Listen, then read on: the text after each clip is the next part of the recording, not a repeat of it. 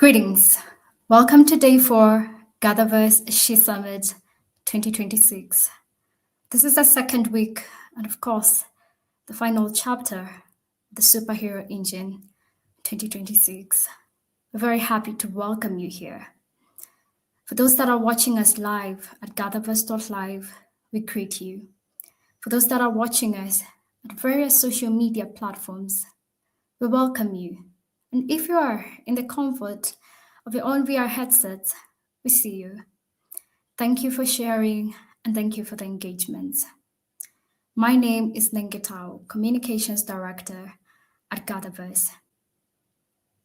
GatherVerse stands at the intersection of humanity and emerging technologies, with a special focus on accessibility, humanity first, education, community development, equality, wellness, safety and privacy, and ethics. There's an African proverb that says, if you want to know the end, you must look at the beginning. We come off the heels of a powerful and striking day 1, day 2, and day 3. Day 4 has arrived with us. So much was covered. A lot of reflections were left on the table, and many lessons were picked.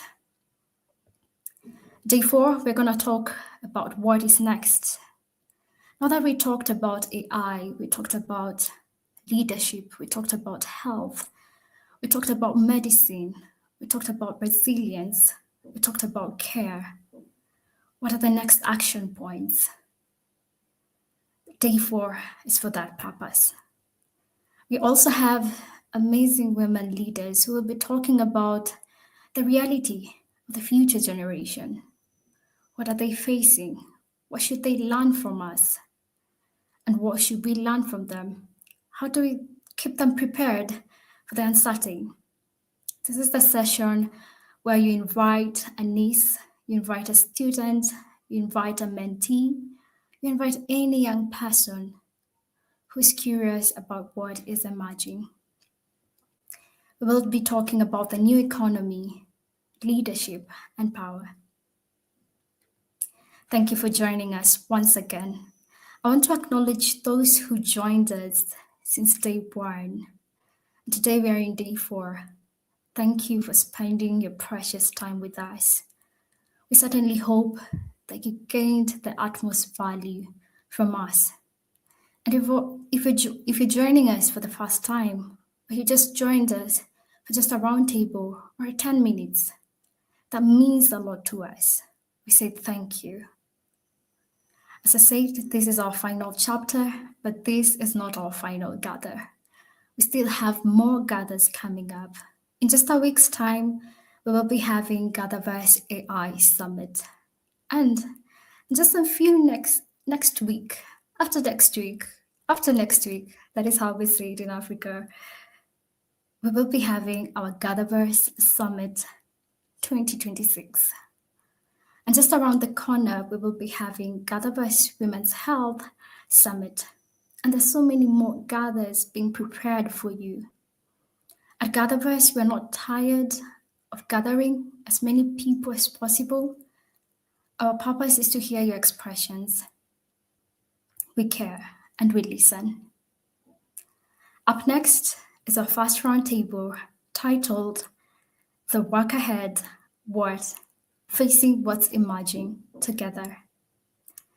And I would like to encourage you, please share, tell someone that GatherVerse She Summit 2026, day 4, the final day, is here. And until then, may our gather be well. Thank you.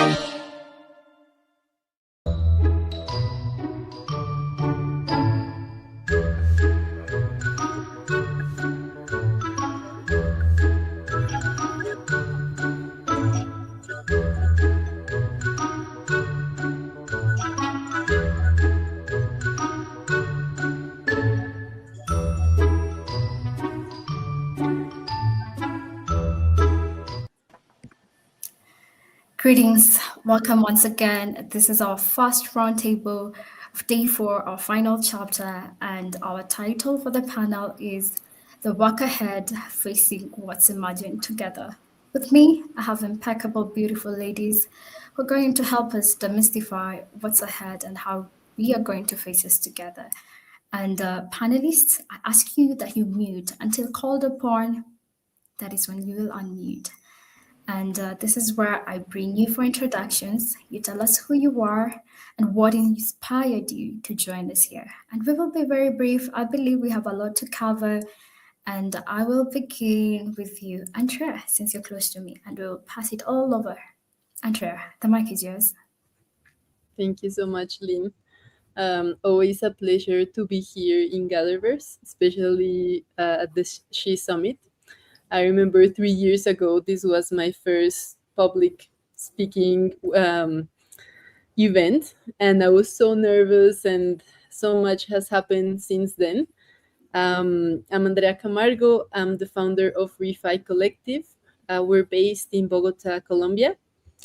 I studied veterinary medicine for my love to animals and the natural world. And then I did a master's degree in international business. So I'm kind of connecting two different worlds, the natural systems and the business world. And my work right now is basically kind of shift the narrative that we have in the different industries, specifically in the financial industry and in the investment ecosystem. So we can start creating more opportunities for ventures that have embedded the impact in terms of social and environmental aspects, and to really connect these ventures with capital that makes a difference in our world. Super happy to be here. Thank you. Andrea, we're always delighted to have you here. And yes, this is your dad and your GatherVerse Summit. And look at where you are right now. And congratulations with your project. Thank you so much for joining us. Susan, over to you. Hi, thanks, Lynn. My name is Suzanne Bloom, and I am probably a different person to be speaking here on GatherVerse. It is my first time, so kudos to you, Andrea, on time number 3. I am a manifestation coach, and my greatest desire is to help people recognize that when they lead from who they would love to be, that type of person, that type of leader, that type of you name it, in our communities, in our cities, in our world, that then they're creating the world that they would love to be in. So that is my work. That is what I'm driven to do, to help people recognize who they are, basing that on the vision of who they'd love to be and their values, and to remember that they are worthy of the world that they would love to have, as is everyone else on this planet. So that is my call, and it's just a pleasure to be here. Thanks. Susan, you are in the right place, and we definitely want to hear more of your amazing work. Sally, please, over to you. Please, your mic, kindly unmute. Right. There's a mic at the bottom. I got it. Yes. I'm a StreamYard gal. Okay, I'm so happy to be here, Lynn. Thank you so much for that beautiful introduction. So nice to meet Andrea and Suzanne, and you are in the right place at the right time. I am a clinical psychologist, but I started out in marketing and sales. I'm a geek. I love all things technology, and I love all things AI. And I am incorporating AI with my people. I'm a faith-based counselor. We faith-based people have to embrace AI because there has to be ethics and humanity related in its development. Right now, my current project is being a big idea Sherpa. I help people who have a divine calling take it up to Everest in small platforms. And I'm thrilled to be here because we're in the right intersection at the right time. Yes, I believe we are. And Sally, we're looking forward to learn more of your insights, faith-based, and the intersection of technology. Thank you for joining us. Dr. Jane, over to you. Hi, again, such an honor to be part of this panel. I love the energy for GatherVerse, but particularly this Shiro. My background, I actually have a PhD in microbiology immunology. I was a professor at medical schools for 15 years, and just the way of old learning sucks. Sorry. I'm neurodivergent. I have learning disabilities. I saw students suffer, and especially going from kids love science whenever they're in lower grades, and then they get into the higher grades, and it's just Yeah. stress. And so during the pandemic, I invented a new way to learn, wrote a book. And so my husband and I got awarded the National Science Foundation, SBIR, to create our app. And so it is XR. I'm an XR evangelist. And we initially were making it for medical students and realized the population who needs the most intervention for good AI practice and AR. So AR, augmented reality, extended reality for spatial learning, spatial hands, you have to have touch. So and Micromaps is our company, and we have the game coming out called Microbe, and it's for the high school. So I am on a mission. I am now doing AI XR education consulting to get the high schools and say these kids need better tools and they need guidance on how they move forward in this new workplace. So thanks for having me. Wow, Dr. Jane, that is wonderful and inspiring. I look forward to learn more of your works and congratulations on the project you're also doing. Yes, over to you, Anur, if I pronounced it right. If I didn't, please correct me. Yeah, thank you very much, Lynn. Actually, it's a big mixture. I'm just thinking about what should I say about my background. Actually, I can start with that. I'm both a lawyer and engineer. I started my career in PwC, then KPMG. Then I was a vice president at Microsoft. My specialties is cybersecurity, data protection, and AI governance right now. So right now I am shareholder and the non-exec director at 6 different companies. Both of them is based on AI and cybersecurity and automation again. So actually it's great because I'm joining from Dublin, total different area most probably. So really happy to meet with you, all of you. Anur, we're very happy to meet you as well. You are in the right place, and we look forward to learning more from you. Now, panelists, I want us to dive into the conversations of the day. I believe we have so much to cover. I will ask you all to be very brief with your remarks, and you can chime in anytime you want to. And I will begin with you, Andrea, of course. So, what does the work ahead ask of humanity across generations? And anyone can chime in as well. Andrea. I would say that in my work, we kind of connect different generations because the wealth transfer is going to be huge these next decades, right?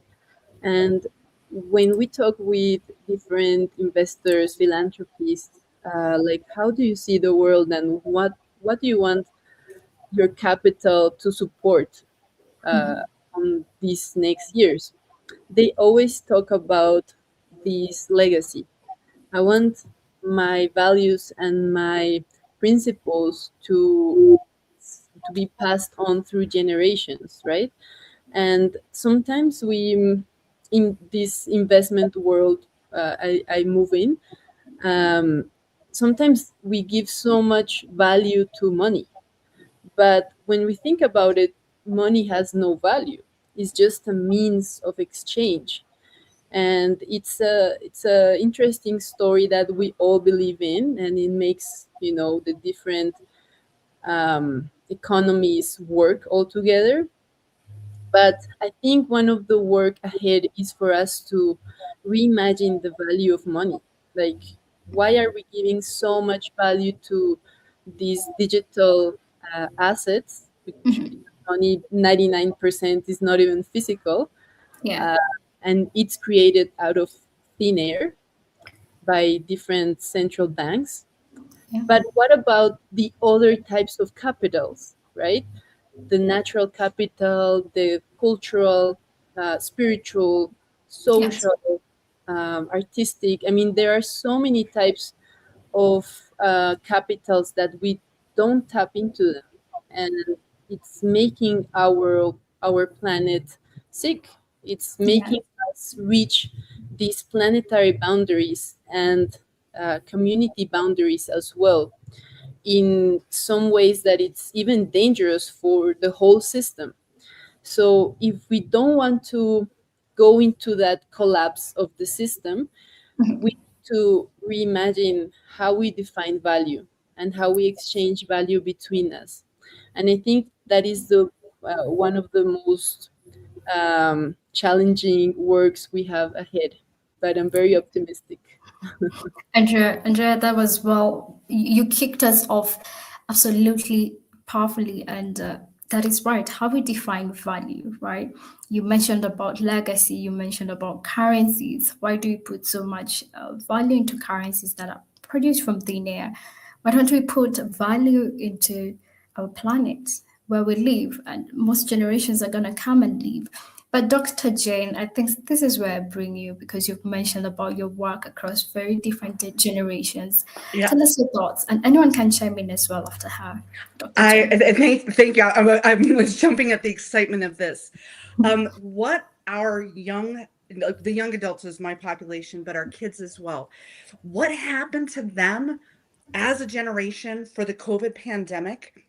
And what is happening right now with the shift of AI, it is so incredibly huge that, in my opinion, again, their voices, their needs really need to be brought to the table.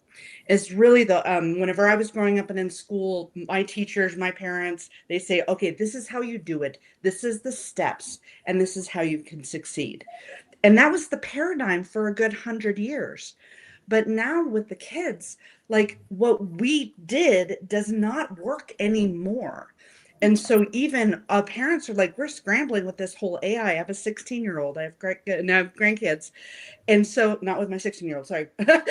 But something that was an amazing experience for me with my journey of shifting from being an academic, a professor, to being an entrepreneur and to being an XR developer is listening. And so that is actually what I think is going to be so incredibly important for making the world better is we need to listen to the youth and say, what do you need? We went into customer discovery and interviewed. So we interviewed 125 people across 12 campuses. And it was the first time in my life that I actually asked the students, how do you study? So we asked 50 students about how do you study, and their answers were mind-blowing for me. And so for how do we work ahead of humanity across generations, I really believe that it is time for the adults in the room to start listening to that younger generation and say, how can we be there for you in this moment with the tools that are available that works best for you? So that's my major advocacy, is listening. Yes, Dr. Jane, listening. I totally believe that is absolute. And I agree with that because last year we had a summit called Youth Summit. And one of the things that stood out for many youths saying that we want to be listened. And absolutely, you put that very well. Susan, I saw you wanted to say something. Please bring it on. Absolutely. And I am loving what I'm hearing from Andrea, from Dr. Jane. And there is so much to talk about in what is needed in these future generations. But for me, from my work, the angle that I come from is that we need to stop reacting and start remembering. And we are reacting to so many changes around us, but across generations, we're being asked to remember our creative capacity, right? Just like Dr. Jane was talking about, everything that's our creative capacity. She's right in there, right? You can see it just thrumming off of her. And we're asked to be the authors of change. And that really means developing an inner stability, right? That while that outer world is moving quickly, it seems like chaos and it's all changing. The real work isn't just skill building or finishing school, but it's identity building. Who are we called to be as a race, as a human, as a community member? And who are we being as we create what's next? So when you talk about listening, when you talk about money, Andrea, those things are part of who are we being? How are we having our values addressed? How are we showing up on this planet? And I just think that real grounded Who are we? Let's remember that and let's move forward from there.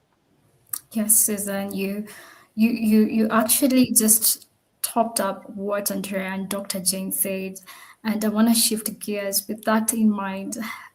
But identity, certainly, I'm coming to you as well as Honor.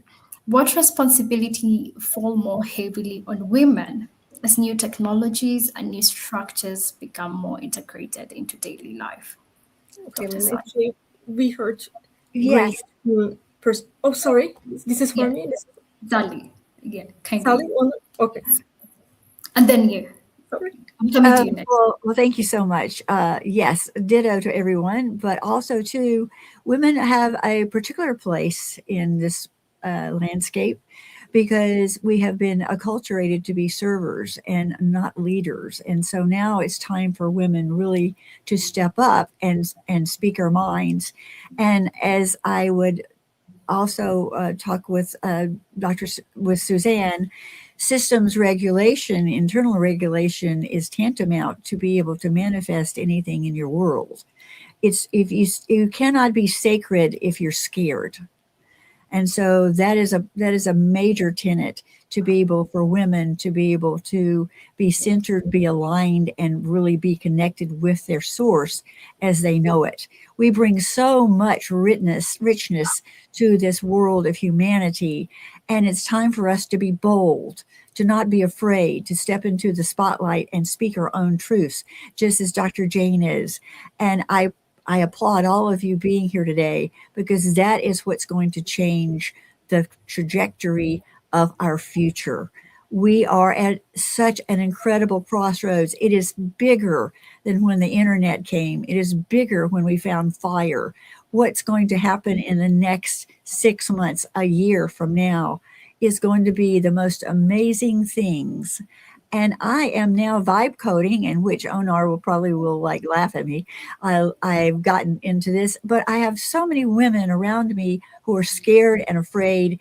And being an early adopter, I said, come along, we've got to get on the train. Tsunami's coming, get in the boat or drown. So women, let's gather together and make humanity and AI be so much better for the future.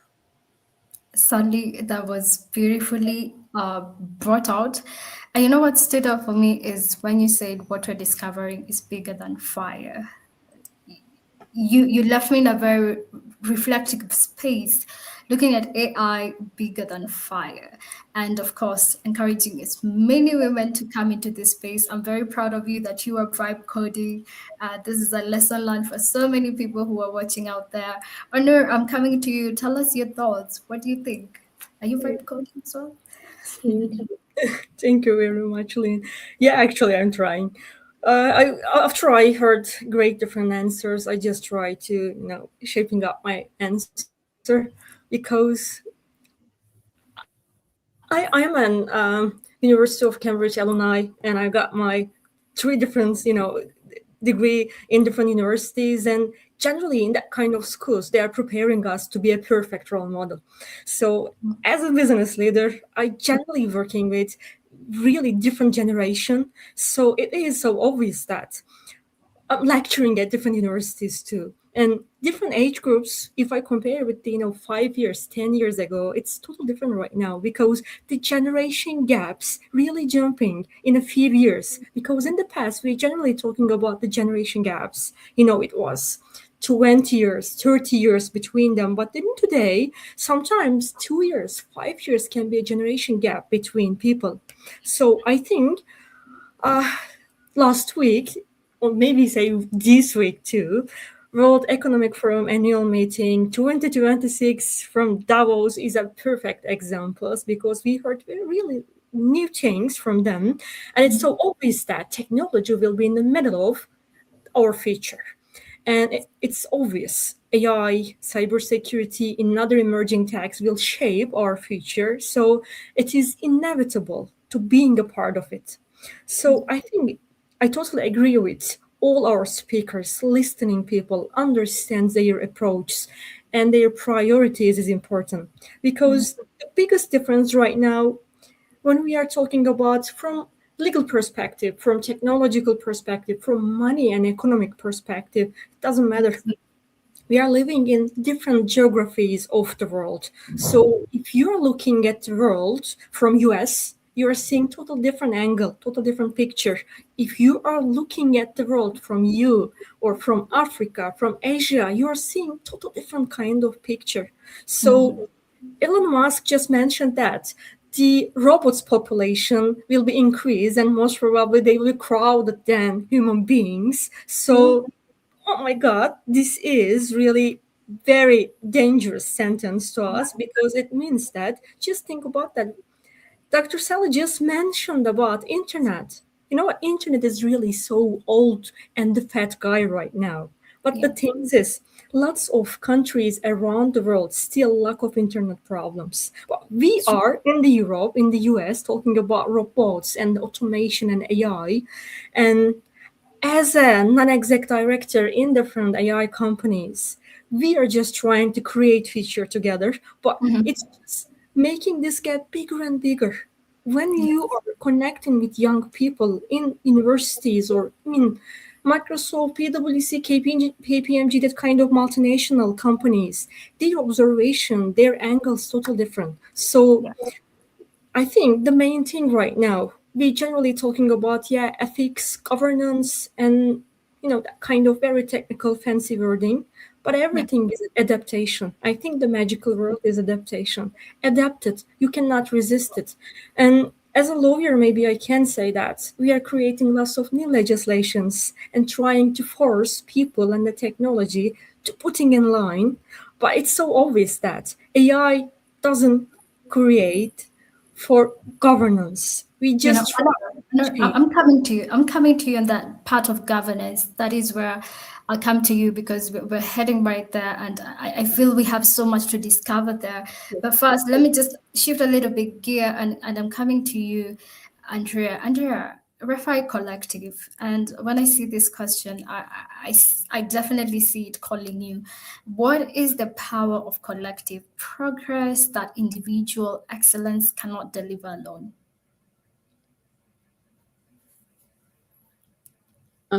I always look for examples in nature to kind of showcase the power of the collective.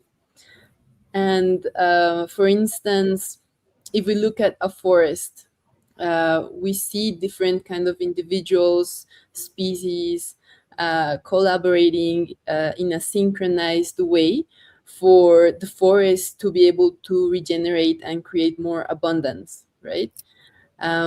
But if we just take one tree and we look at the, let's say, the role of this individual tree, and we disconnect it from the forest, the tree cannot do anything on its own because it needs the CO2 from other animals to be able to capture it through the leaves and create this photosynthesis using the sun and use the different minerals and nutrients from the soil that are made through microbes and different mycelium networks in the ground. So it's kind of seeing ourselves separate from each other, like seeing this tree isolated from the forest, and the power is in the collective. The power is when we all connect, and we are interconnected already, but sometimes we feel isolated and we feel alone for the fear you just mentioned, Sally. And I think this whole narrative, political, economical narrative that we have been that we are receiving all the time from the news makes us feel alone, makes us feel disconnected and with fear. And I think one of the most important things we can do as a community is to heal. We don't heal on ourselves, like alone. We heal through the community. We heal sharing our experiences, even if they are difficult sometimes. If we share it with our family, with our friends, with these type of panels, I think it's a really powerful way to give our truth and to express our real potential that we have. So Right. yeah. Andrea, and that's why we're having such a GatherVerse like this one, where we can share. And if that's the best way for healing, then we're comfortable holding a gather each and every day. All right, Susan, I see you agreeing to what Andrea was saying, and I want to bring you in. What do you have to say? You know, Andrea I love that picture, that analogy of the forest, Andrea. Like, that was absolutely beautiful. You had me. And you're right, that individual power, individual excellence. I mean, humans outside of the forest, we can do some things on our own. But it takes all of our personal energy to maintain it, all of our personal energy. Whereas collective progress, that really creates that momentum, you know, that sustains the results, even when one of us is weakened somehow. So for me, that meaning that, you know, when women come together, when men come, when communities come together, but we're here on GatherVerse, right? So when women come together, fear softens. You know, our ideas, they multiply. And courage actually becomes contagious. That synergy is amazing. So collective spaces really can normalize our expansion. And that's something no solo brilliance can really do, is normalize that expansion and allow it and create that energy that allows it to grow beyond what we ever dreamt of. So for me, I think that's really what I wanted to talk about collective progress. Yeah. Thanks, Lynn. Thank you for really emphasizing that. That reminds me, one of our philosophy here in Africa, it's called Ubuntu. I am because you are. It's about collective power. And let me just shift to the next question, and I'm bringing you, Dr. Jane and Sally. What leadership habits help organizations stay adaptable without losing direction? I'll start with Dr. Jane and then over to you, Sally. Yeah, it's transitioned from that last question and it really tell my personal experience.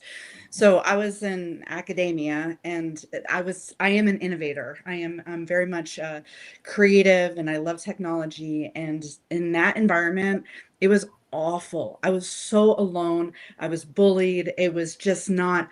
Whenever you're shaking the status quo, when we can get into colonialism and patriarchy, and it was eating me alive. I mean, I was a shell of a person. And this transition that I've had in this last 2 years, I found XR Women. So if you are at all interested in the model.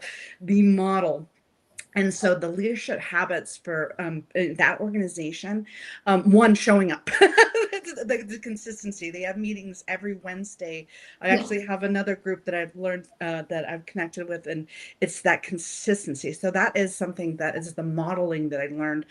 But with that collective, it was opening my eyes, my brain, my heart to this whole world that I didn't know existed. And it's from that organization I've met so many people, and I kind of think of it as ripples.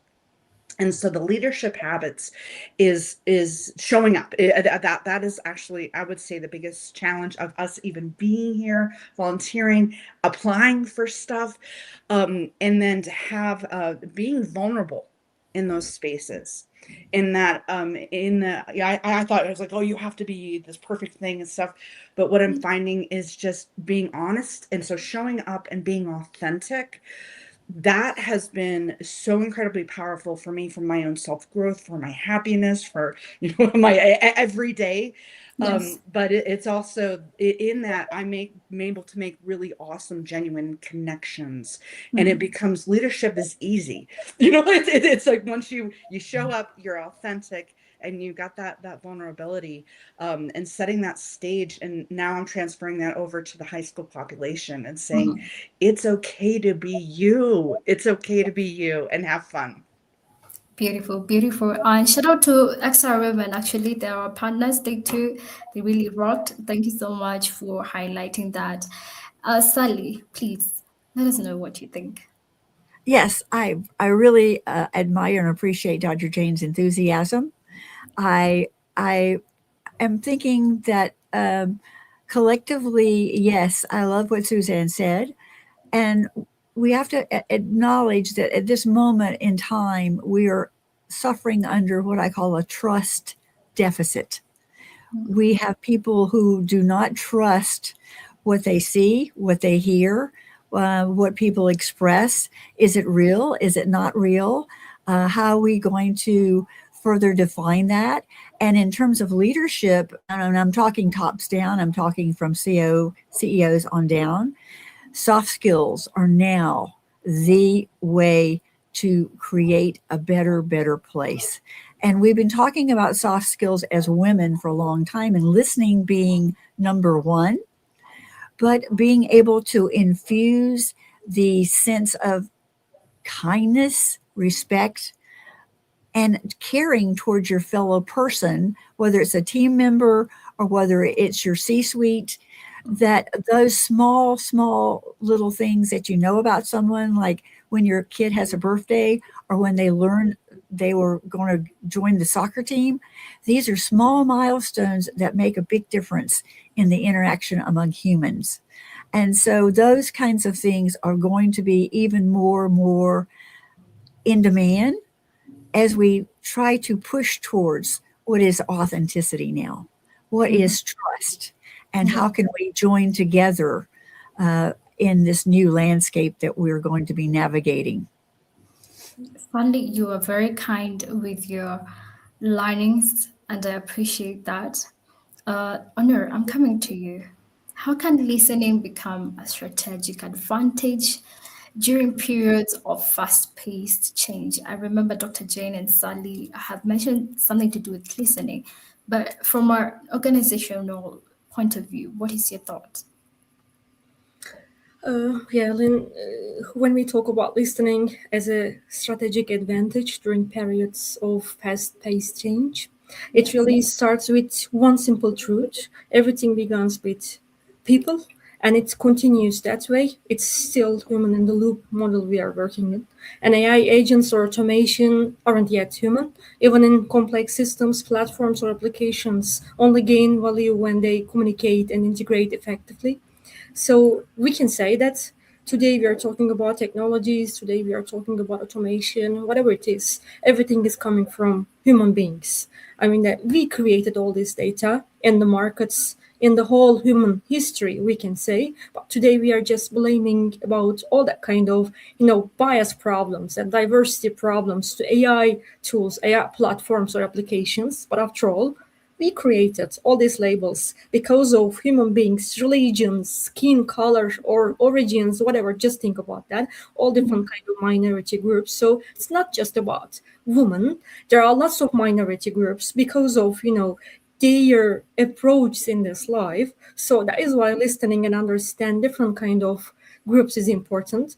When I'm trying to finish my first answer, I just want to say one important thing. So I think this is a great moment to, make an extension that we are talking about data democratization right now, and they're always highlighting it is very important. So the thing is, data democratization means that if you want to create a fair automation, a fair AI, a fair technology, you need to understand all different kind of data who created around the world, not just a small group, not just the priority groups. So cannot listen all that kind of data. It means that you are not creating a fair technology. It's not a new super intelligence. It's just a tyranny. So this is important to understand that if you want to create anything in this world, you have to democratize it. And today, I think the biggest problem around the world is democratization, because we are thinking that lots of people right now who got the power, democracy is sale, freedom is sale, and countries are sale. So this is not. We are just creating all these new rules and new world rules, we can say, a new era together as a human beings. So listening more important, maybe we can say a soft skill, but it is a strategic tool right now around the world. Yes, definitely, Honor. That is very important when you mention about democratization of data, right? And one of the things that comes to my mind, and we're going to talk about this in the coming Women's Health Summit, is one of the data that are lacking is data for women's health. You can't feed women's health data with with majority which are not from women, right? If I'm making sense. So I really find that very important, and you brought it out on time. And thank you so much for sharing that. Andrea, I'm coming back to you. What kind of leadership becomes necessary when facing what is emerging together? I think there are many different types of leaderships depending on the situation, depending on the people around you. But I think the most important part is that authenticity and being able to connect with what you feel, I don't think I'm, the most brilliant leader in all spaces, but there is one space that I really, really like to lead, which is my yoga sessions. I have a yoga community, and we meet every Sunday, and it's not like um, space where people just arrive and they pay for the class. I have this reciprocity culture where you come, you share your energy with the community, and I share my leadership as well. We can also share some food and some snacks in the experience, but it's mostly surrounding. You come, you share what you feel, and I love to guide and lead these experiences because it connects with the most authentic part of ourselves. It's Yes.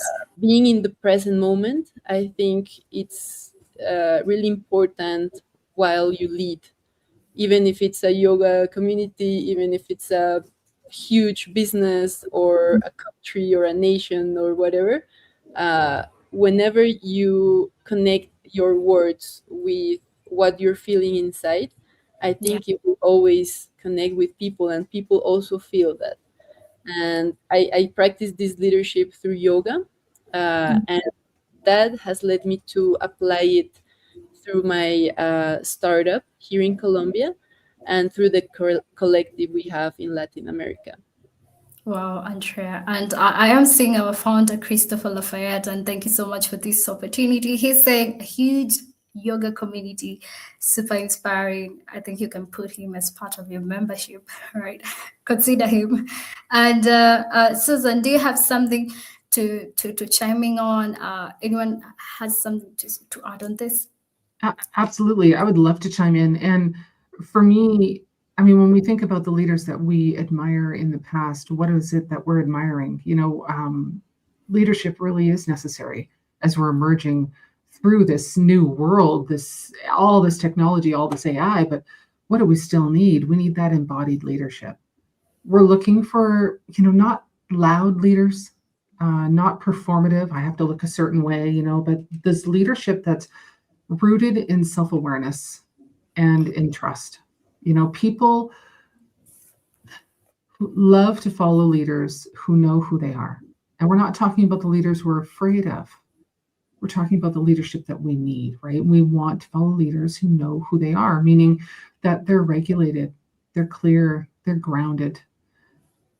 And especially when the path ahead isn't fully visible, So think JFK, Oprah, right? Obama, not like Elon Musk or Putin, where it's like, like a lot of progress is sometimes made, but the following is difficult because there's that lack of regulation. There's that performance going on. So that's my perspective. I hear you, Susan. I hear you. On the part of regulation, I'm taking that with me. Sally, please chime in. I see you very eager to share your thoughts. Well, when we talk about self-regulation, and I bring in yoga as well, because that's one of my loves as well. Somatic regulation, using our own bodies to regulate our parasympathetic nervous system. And I actually teach people how to activate their vagus nerve. When we look at ourselves as biological entities, very much like a tree, that we are going to take them And that energy that we have is so connected, and it is non-local. It extends way out into the world. That our energy, our thoughts as energy can permeate veils of ignorance and disbelief just by being in a space and having a dedication to your own truth. So we are tasked with having that energy be as clear and as pure and as close to source as we can possibly make it. We ultimately fail because we're just little critters down here, but we keep trying. And I welcome everyone to join in to that theme. And I certainly appreciate everything that everyone said here today. And even though you're in Colombia and I'm in South Texas and you're in Nairobi and you're in Dublin, we're all here and we all feel each other's energy, which is part of why we're here. Yes, I am with you, Sally. I definitely feel the energy. Thank you so much for also highlighting that. I want us to shift to the next question, and I'm gonna address this to you, to Dr. Jane and Onur as well. How can care operate as a leadership discipline rather than a personal trait? Dr. Jane, I'm curious. Yeah, and I love the questions, because this is actually very much what I was just reflecting on previously. So one of my specialties is using tech for accessibility for neurodivergent learners. And something with neurodivergent learners is when they're told what to do, it is like it's engaging the sympathetic, and it's like just rejection, and I don't like this, even though you want to do what you're being told to do. And so this big transfer of really, again, meeting my users, meeting the learners, meeting the students, the teams, is autonomy. And so caring, and again, this gets into listening, authentic. And so in the leadership, really caring about everyone who's involved and saying, what do you want? What do you need? And then we make a collective decision for moving forward. Because if we have the leadership where the leader's needs and wants are the only thing that are prioritized, it just is not sustainable. It is not. You don't get the effort, you don't get the buy-in, you don't get the passion. Versus as a team, when you listen again, it really solve everything. we can cure everything if we just listen. But it's having that authenticity and saying, like, I really care about what you think, what you want, and whenever you decide and you have autonomy, then we can move forward, then we can build. And so having that as a guiding principle of not just performative caring, not just like saying that you do, but being like, okay, I want to check in with you. What do you need? What do you want in this moment?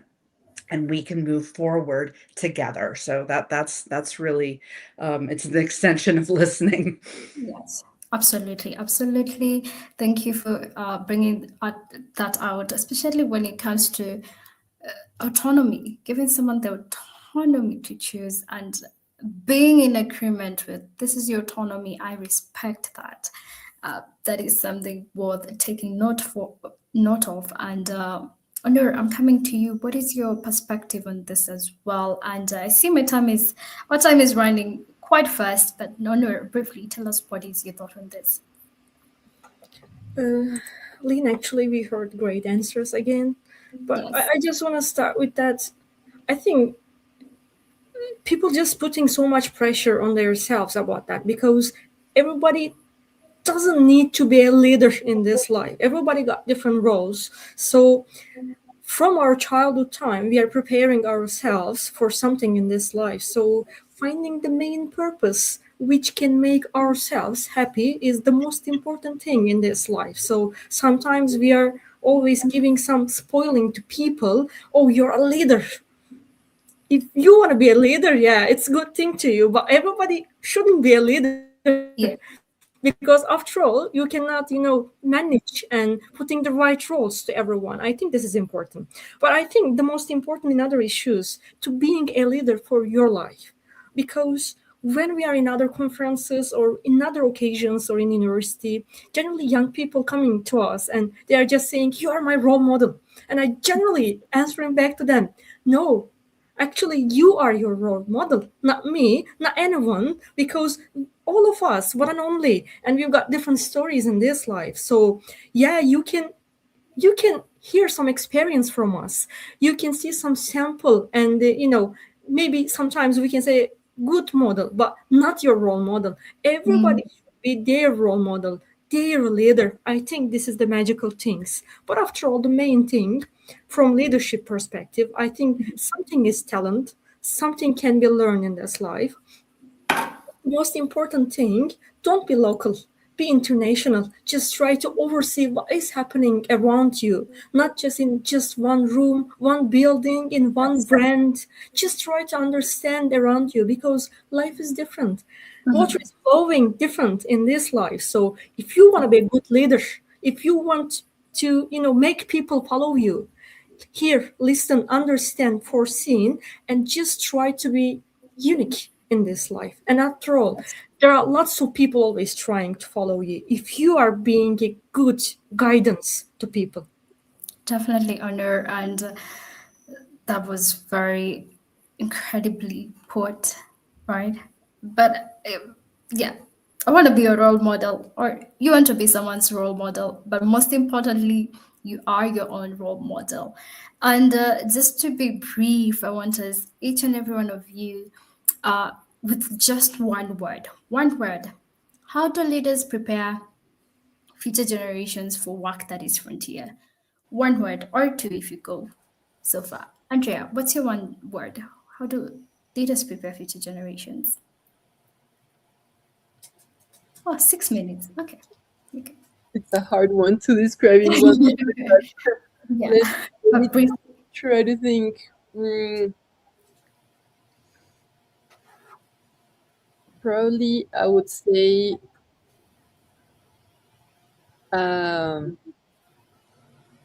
inner knowledge. Inner knowledge. Wow. Spectacular. Spectacular. Susan, tell us, what's your one word or two? I'm with Andrea.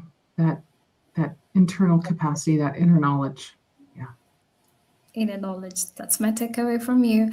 Sally, one word, two word. Trust yourself.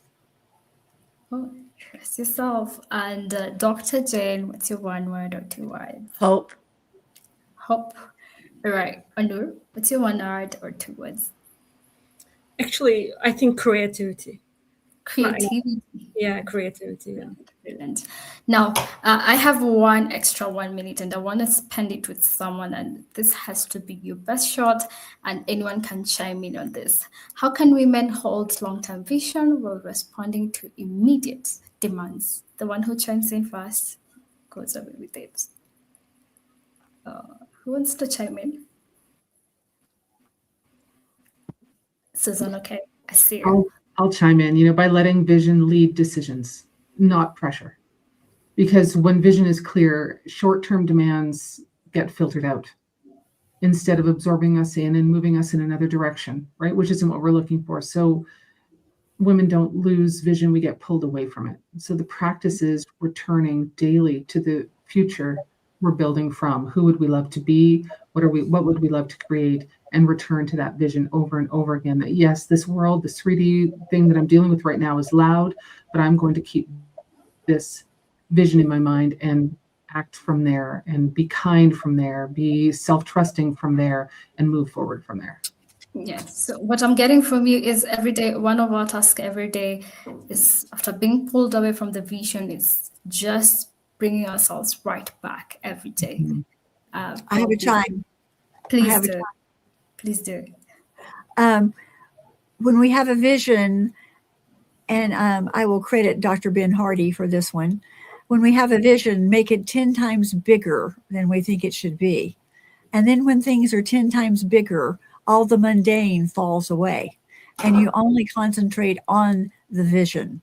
Everything else that you thought was important, the podcast, the newsletter, is not so important.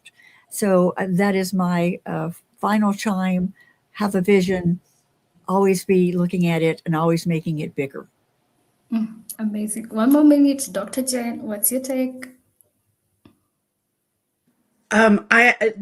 Gathering. And just in this moment, I feel so happy and inspired for like this connection, and I got so many wonderful insights. And so my like vision for moving forward is gathering. And if we keep gathering and we keep listening, it's just we're gonna change the world. So yeah, keep it up.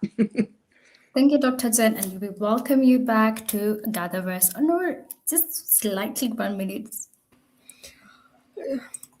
Sure, maybe I just trying to wrapping up my earnings, and I can say for women, for leaders, and for all of us navigating a rapidly changing world, the challenge is the same: to stay curious, stay adaptable, and stay committed to making decisions that are inclusive, ethical, and forward-looking. I think this is everything right now because everything is changing so fast in this world. So be adaptable, listen everything, whatever you can read, just trying to learn, and be creative, just trying to create your own way to make this life, make this world beautiful.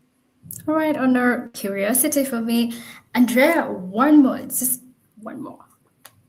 I would say that as women, we have this special connection to the earth, and the not only the our human world, but there are so many other creatures that have this empathy and have this long-term vision of well-being, and keeping that balance in ourselves should also be represented into the world we live in.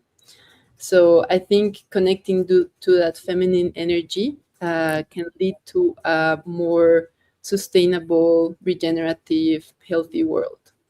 All right, Andrea, thank you so much. And for me, everything that you said is what I could say and more. And I really want to thank you. This is a wrap up. I know we could continue. I enjoyed our time with you. And for our audience, my special request for you is please follow these kind women, see what they're doing, support what they're doing. And if you have a question for them, please reach out to them. And I can confidently say that our first panel, day 4, was well. Over to you, GatherVerse team. Thank you so much.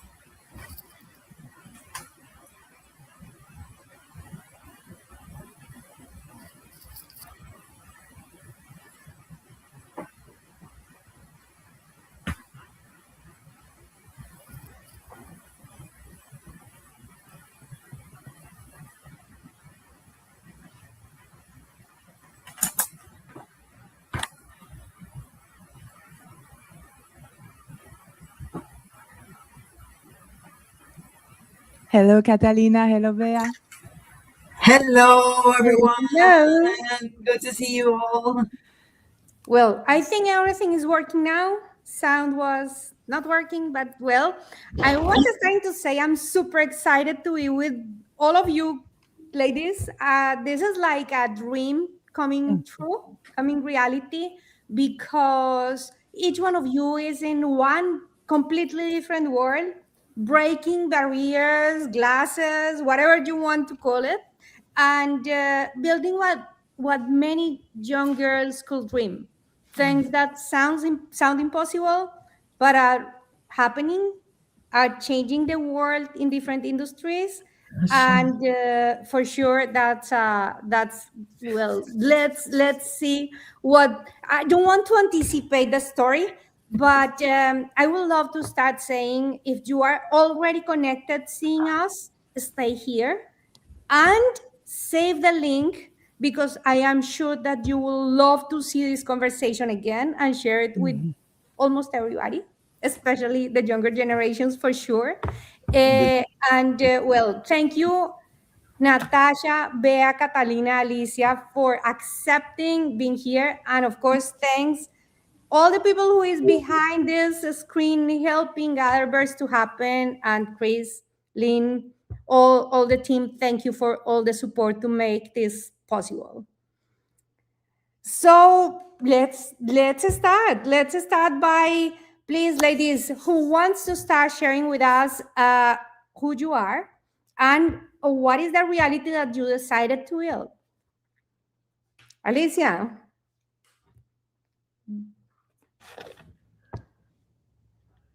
Can you hear me? Yes. Okay, so maybe the oldest lady. My name is Alicia.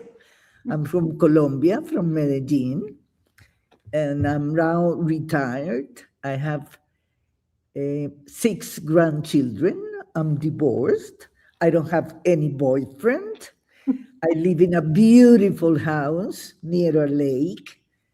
And I'm so happy, Rosario, to be sharing with Natasha, Bea, and Catalina. Thank you for this invitation.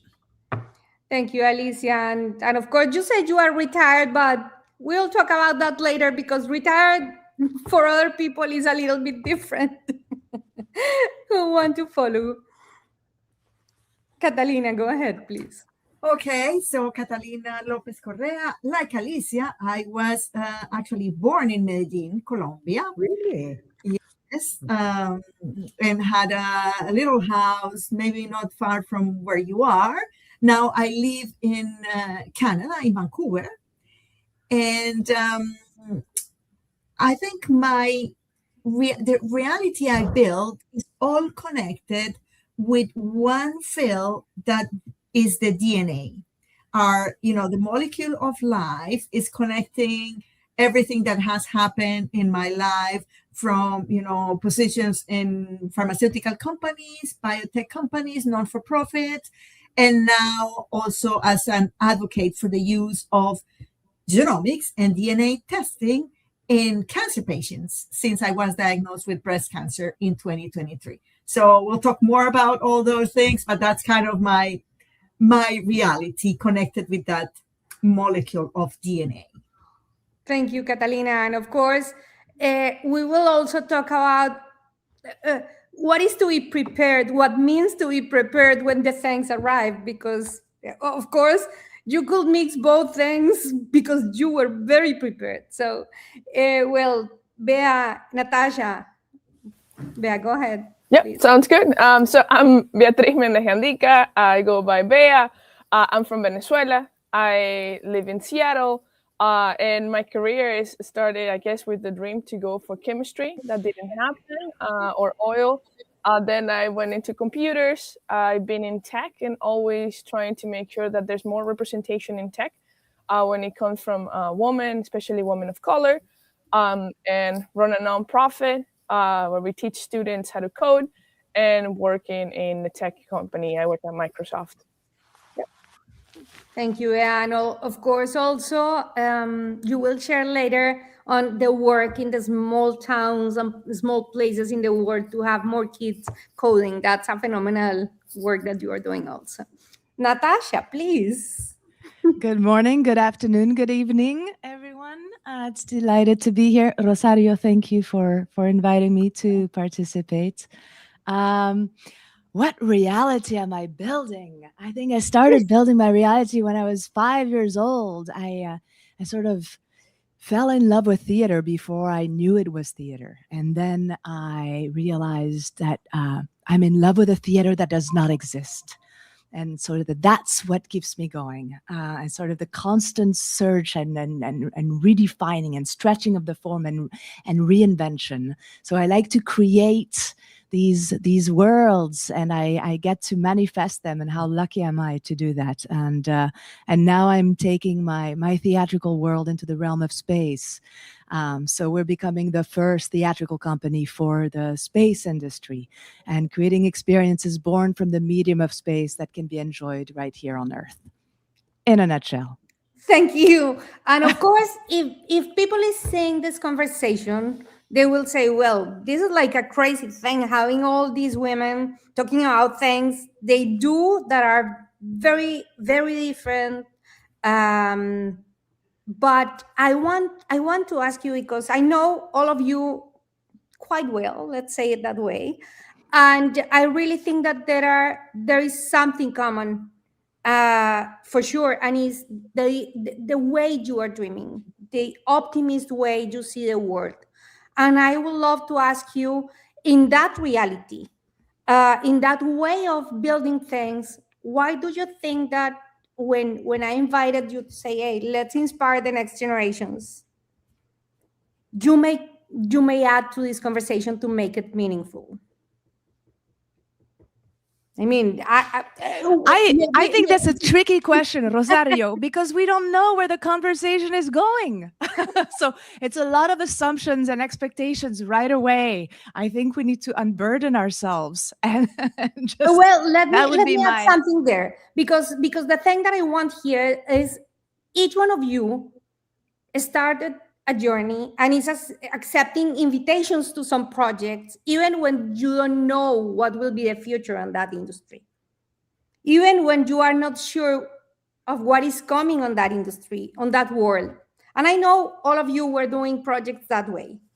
So let's then start by, let's share with us, what is that idea or that project that you think is the one that was more disruptive, that was like, I don't know how I jumped into that, but it was bringing me and the world an impact? Well, may I start? Yes, please. It was 1987 in Colombia, in Medellin, and it was a city that could no dreams because of the violence. We lived very, very, very, and Catalina knows it. She's from Colombia. And suddenly a team, we were called. I've been working in the textile and fashion industry for almost 25 years, more. And we created an institute. The name is Inex Mora. And though everything was impossible, the dreamers of Inex Moda made a commitment that we were going to do the impossible things possible. But to do that, you don't go to a shopping center and you say, please sell me a bottle of optimism and send me a bottle. No, you have to create this dream team that believes. For me, the most important thing is, though we were going through terrible moments in Medellin, we care about our country. Colombia was in our mind, in our heart, in our vision. And we decided not to cry, but, to do things. And from that, Rosario was very near me in some years. We created two of the most important fairs actually in Latin America, Colombia Tex and Colombia Moda. And Alicia had the privilege to be the one who created the fairs. It was my responsibility to dream. It was my responsibility to make effective the dreams. It was my responsibility to make our group believe that we were not crazy, or that we were a little crazy, but that craziness could help us to do big things. And we did beautiful and big things, beautiful and big things. Thank you, Alicia. Yes, and in terms of numbers, big numbers, what could that mean? Each fair is which size? Just to how many participants? How many? Just for people to understand the magnitude of that for an economy like Colombian economy at that moment. Okay. I was last night in the opening of Colombia Tex, and the mayor was there, and he was telling us that the economy of the city could receive like $20 million during 3 days of Colombia Tex, because hotels, taxis, restaurants, shopping centers, everything moves, no? Everything moves. So I know this is the 38th edition. I know they're having 500 exhibitors. They're expecting like 30,000 visitors. They have press from all over the world. So Colombia Tex, you don't need to say, my name is Alicia. When you say, hello, are you Colombia Moda? Yes, I'm Colombia Moda. Are you Colombia Tex? Yes, I am Colombia Tex. Because people feel Colombia Tex and Colombia Moda belong to them, not to Inex Moda. That one big achievement that we did is translate all our craziness and our dreams to the driver, the shopper, the restaurant owner. So any mayor cannot even think about saying no Colombia Tex, no Colombia Moda, because the city feels Colombia Tex and Colombia Moda belong to them. And I will tell you more about the things that this crazy dream team did, made possible law impossible. I love it. I love that story. And of course, I think, and I would love to hear about Catalina, Bea, Natasha's story, because you are people who break things and make those big changes, impacting communities that are not even involved in the dream from their side, from their end, when the dream started to happen. But they were involved anyways. Who wants to follow? I can go. Go ahead. Yes. Okay, thank you. So, well, very difficult to go after Alicia and Inex Moda. So, what's an incredible achievement. And I know what it means for Medellin in the 80s, in the 90s, where there was no hope, as you say. And that same 80s and 90s, I actually went to, finishing medicine, I went to study genomics and genetics and that, molecule of DNA. For me, I think that there are two breaking points. One is having the opportunity to work in Iceland, Reykjavik, where they had the first and the biggest biobank, where they were collecting DNA for the entire Icelandic population and dreaming big about the impact genomics can have in an entire population. This is not just for one or two people. This is for all of us. Like we have cell phones, all of us. This is not for you or for me, it's for everyone. And then the second breaking point for me was, again, after working in many different places around the world, the US, Canada, Europe, when I was diagnosed with breast cancer, because then I moved from being the person presenting the power of genomics to being the person living the power of genomics and undergoing all the tests that guided my diagnosis, refined my diagnosis, guided the treatment. So my call to action now, for myself and for the community, is to make sure genomics is like the cell phone, basically. It's a technology that is accessible to all, to every single patient with cancer around the world. And that's part of the work we're doing with Global Gene that was created in 2023 as part of that somewhat cancer journey.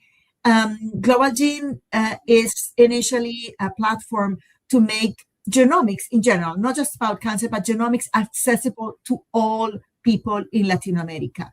So we provide information, education in Spanish.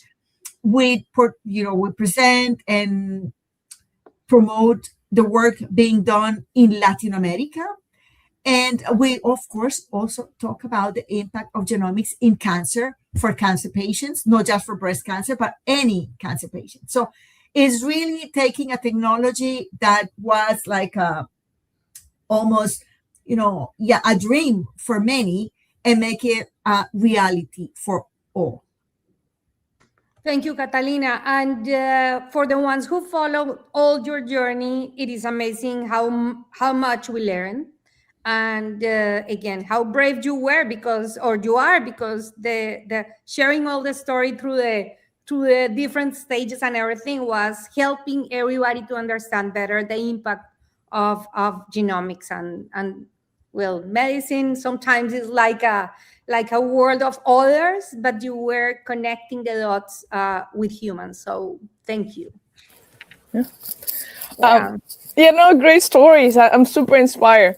So mine, it's a little bit started like since I was a little kid. Like my grandpa always said, si usted tiene que dar, or if you have to give.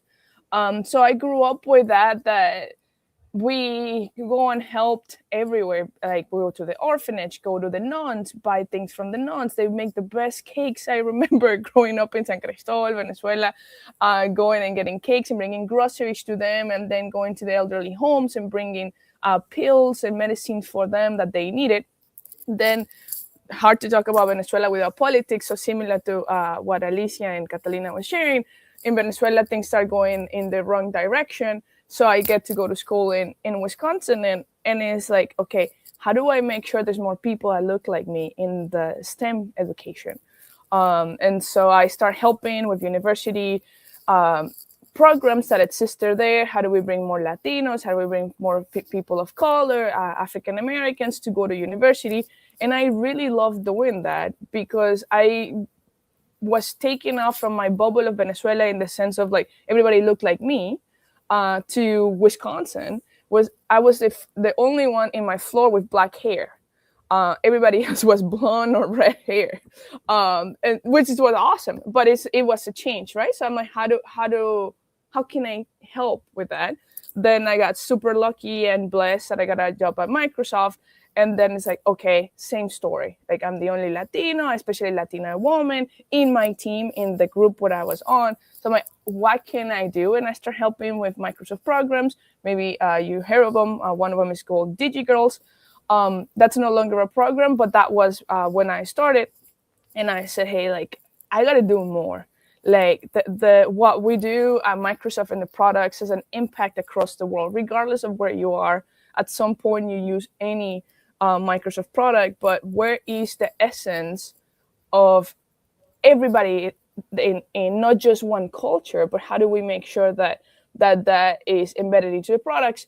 And I found 4 friends in this crazy dream in a cafeteria and said, hey, I think that we can do more. I think that if we want this to look different and everybody being accounted into the products that we make, or any tech company make for that matter, we have to go and knock on the door. So John Doe and Pedro Perez and Maria Gonzalez also have an opportunity to learn how to code.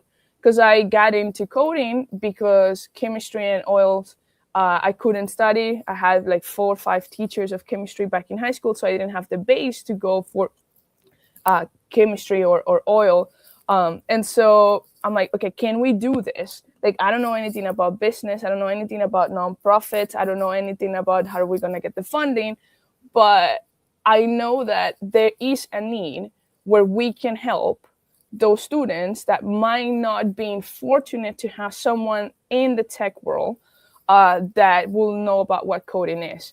And so a lot of folks were like, there's so many nonprofits and there's so many programs doing this already, and there's already this and that. And I'm like, that's okay.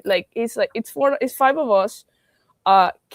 If we can make a difference in 1 year of helping 500 kids that have never coded, and we can get them to code with like no resource. Again, you asked about a business plan. We didn't have a business plan. We didn't have a mission. We didn't have a logo.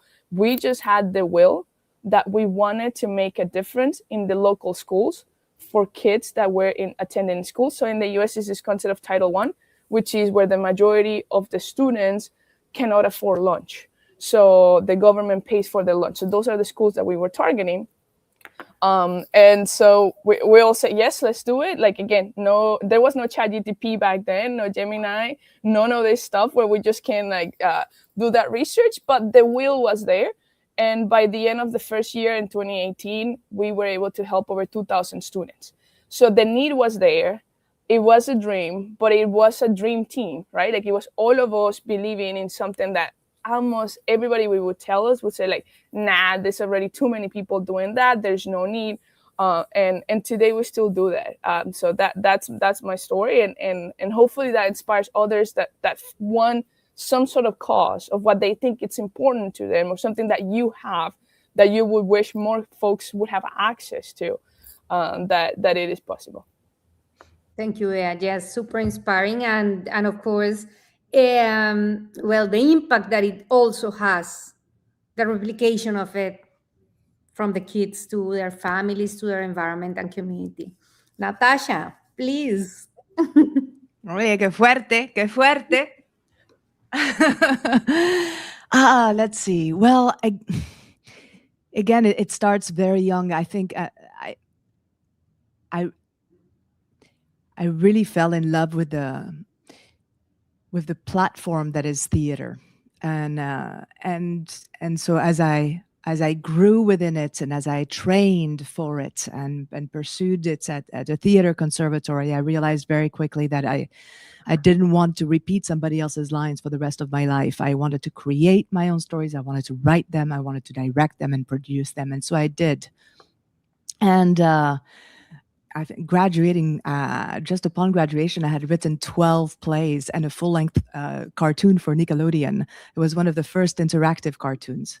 So I staged my first play, and I hated it because the result was so rigid and linear, and it was stiff. And I think at that point I had already been just infected by the cinematic magic we see on screen, and sort of the amplified audiovisual qualities that we're now so used to and we may take for granted, and sort of the exhilaration of club culture and sort of that entire scene. And so I realized I I need to start from scratch and sort of reimagine this experience that I want to build, or these experiences, these adventures. That's what I like to call them. I create theatrical adventures. And there was no roadmap for it. Nobody was, there was no program about it. And so I started doodling them and literally just drawing what I was seeing, and then, and then perfecting the drawings, and then refining them, and then suddenly stringing them together. And then that became sort of a movie version of the experience. And that allowed me to not hold anything back. There's a level of separation when you're able to sort of craft the world that you want to make.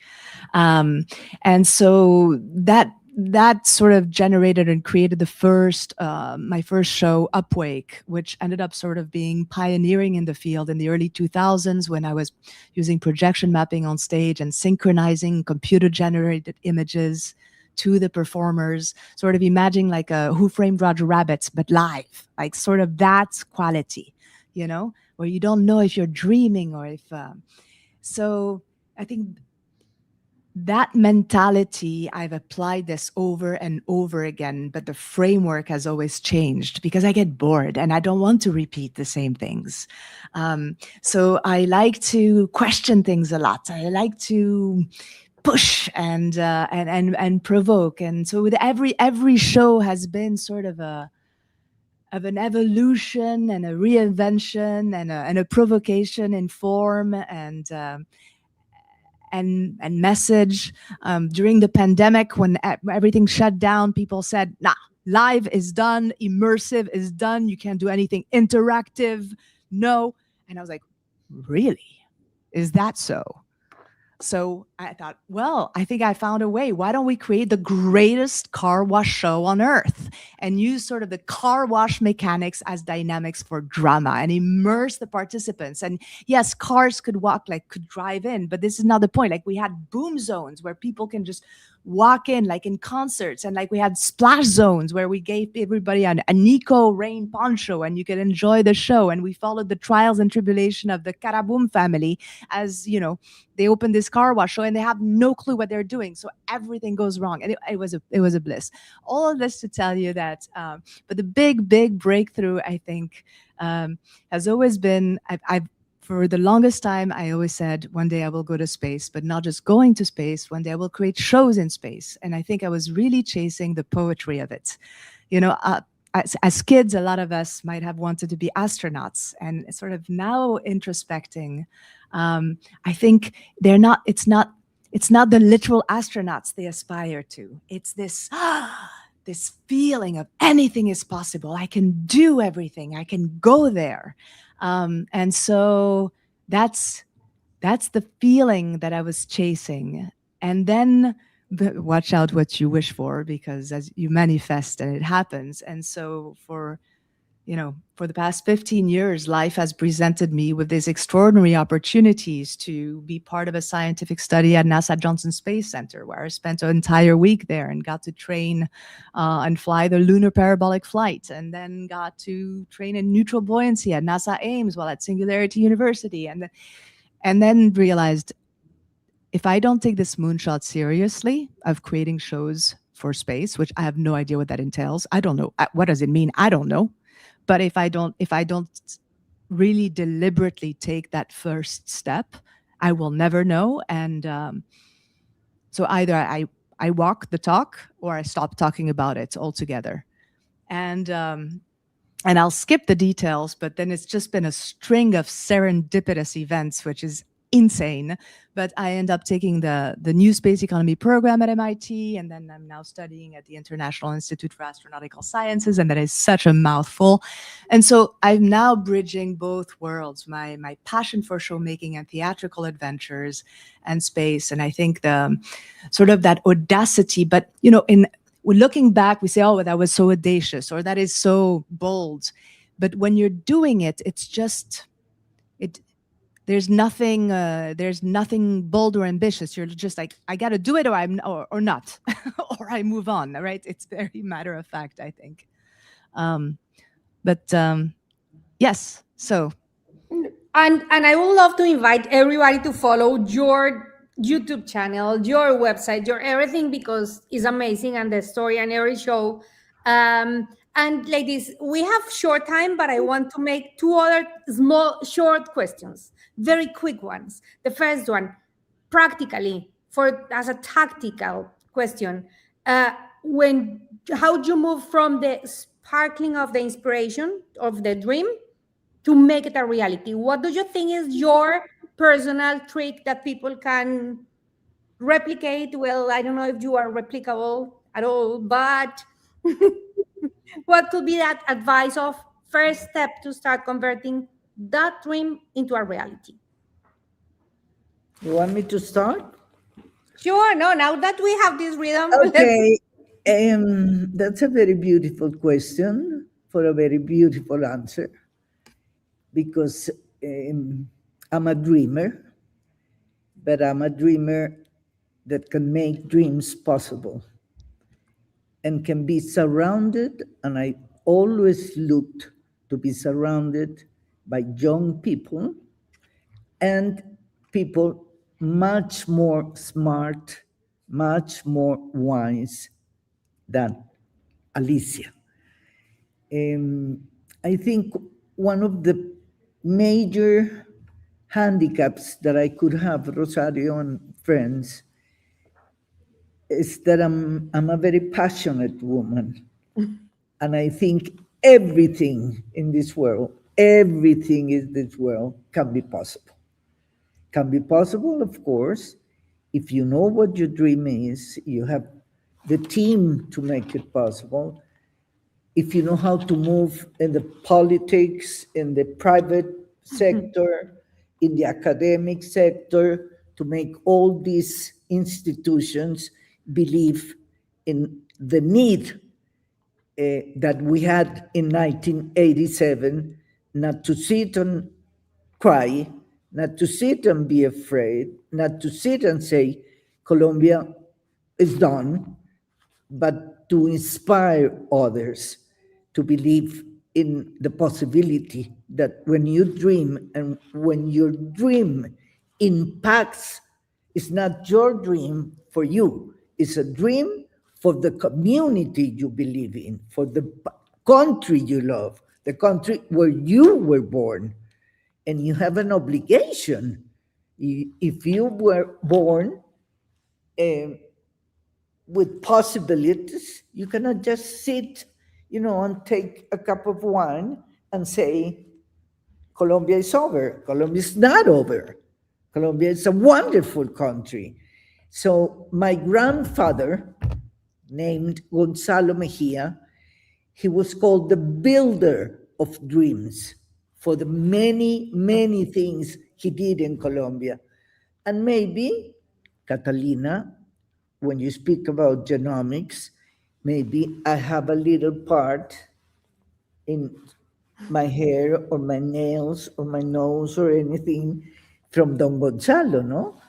So when you said inspire young people, Rosario, in a very different world, because the world is now doing like this.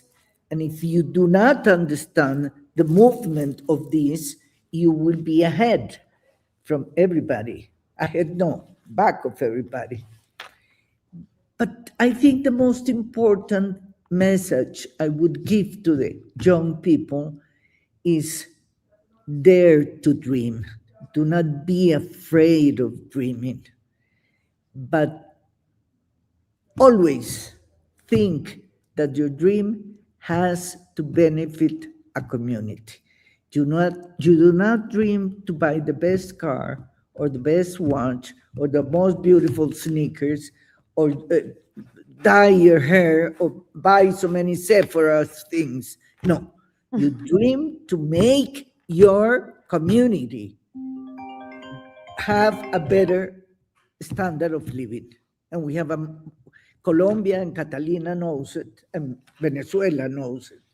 We have the obligation to be a more even society. And that's what I believe on. And when I say I am retired from big events, but I cannot be retired of doing things for my city. Of Cannot. course. The day I do not do it, Alicia, that day will be singing her song. My song, when I'm going to go in the other planet, my song is I Live It My Way. 100%. But I want to ask Natasha if you can give me a job with you, and I will go and dream with you. Absolutely. Yes. Yeah, 100%. I have a question for Catalina. Catalina, how easy is to achieve your dream that genomics will be as a cell phone for the people? Is it a dream, big It's dream, or not the difficult. world is moving towards this? I think we're moving exactly right there. And Alicia, I think, well, at least the challenge we will have now is to ensure an equitable access, to ensure that people living in remote regions, people living in rural regions, like again, the cell phone, like I always say, going from some places in Africa didn't have landlines, never had a landline. They never built the infrastructure to get landline to their homes because it was too expensive, too complicated.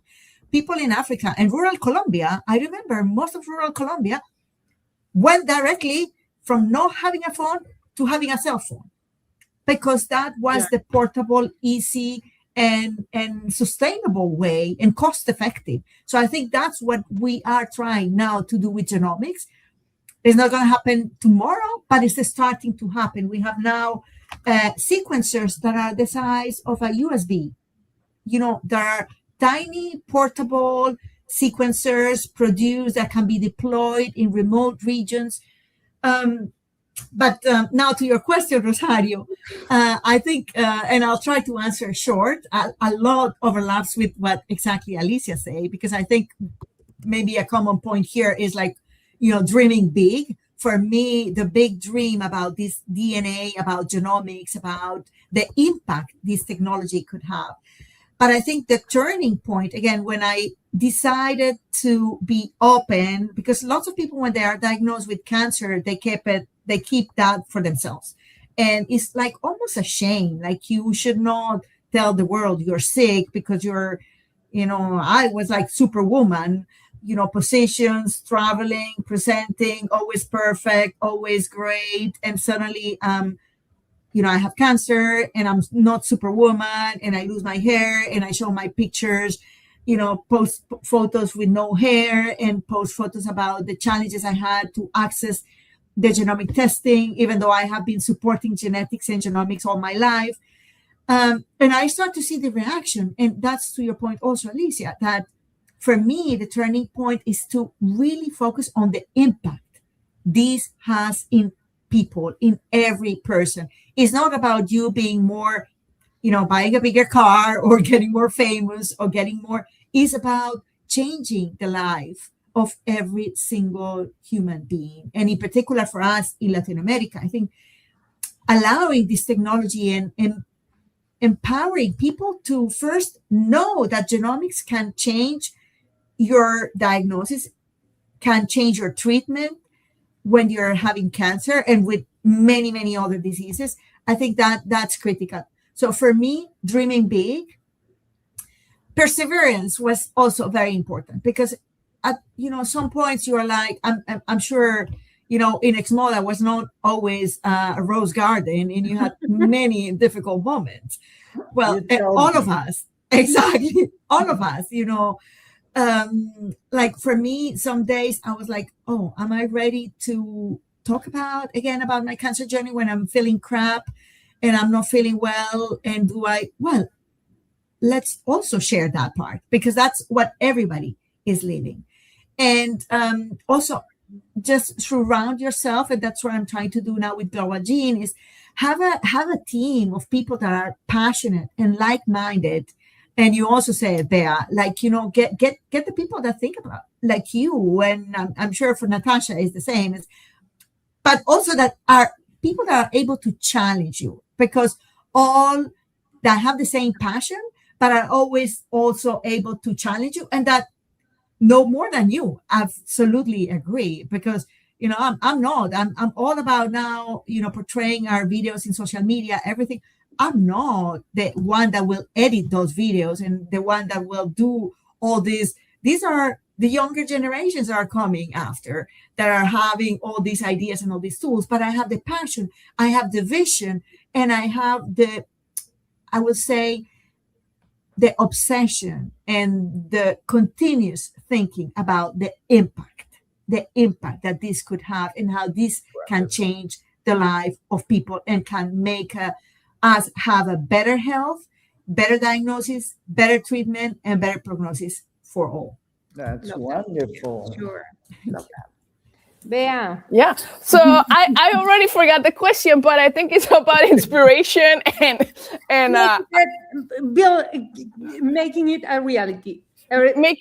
So making a reality. I agree a lot with what Alicia said. Is that it has to be for the community that you're trying to help, not just for yourself. I think that resonates a lot with me.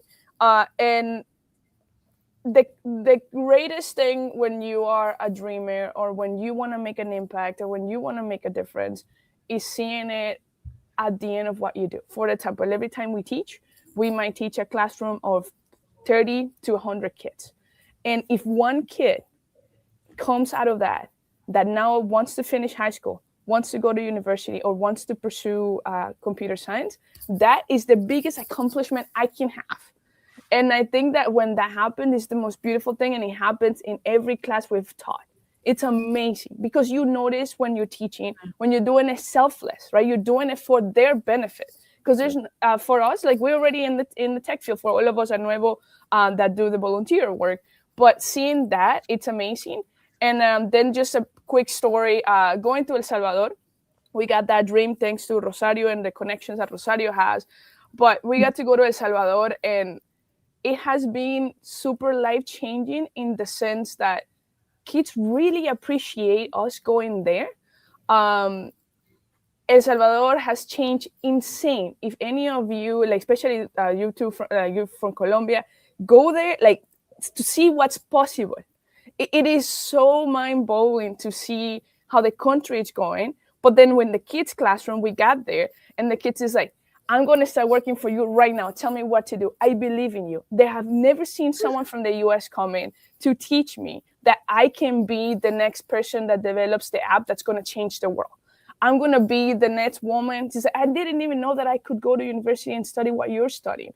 And I think that trip for all of us that went from Nuevo, like 5 of us, it was very life-changing. And so all that to say, when you do it, because you, again, I have zero connections to El Salvador. But we helped at Nuevo anybody that's underserved, and we've been super lucky to help in 33 countries. We can help more. If there's anybody listening that we can help, please, like, we would love to help anywhere else. But I think it's about the impact that you can have in a class of 1 hour, or exposure of a talk of 30 minutes can have the impact on those kids' life to be changed. And that to me is what keeps me going, even when a lot of things are happening. And that's important. So I don't know if that answered, Rosario, but that's what came to mind. Yes, it completely adds, of course. Natasha.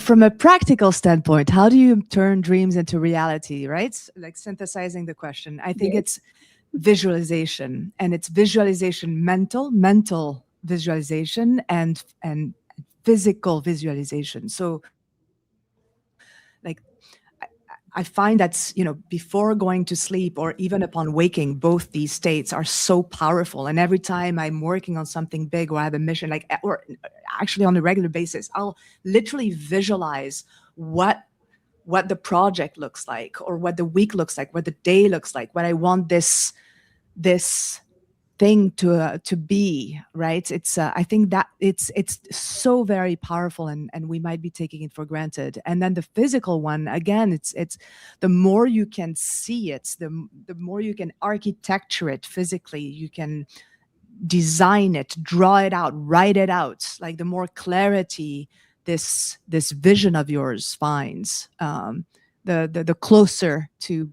becoming a reality it becomes, I think.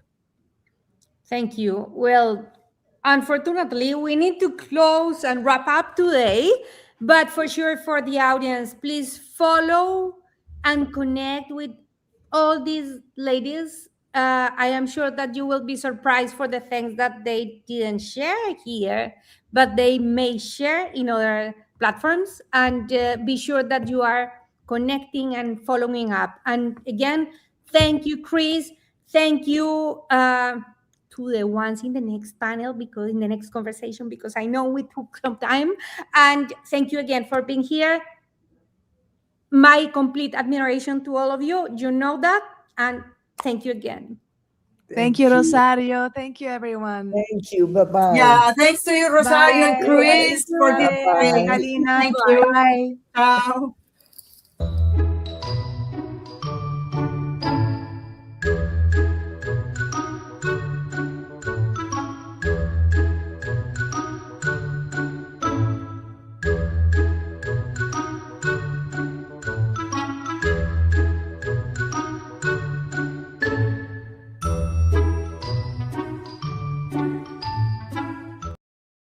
Most of us have had a moment where something technically checks out, but just doesn't feel right.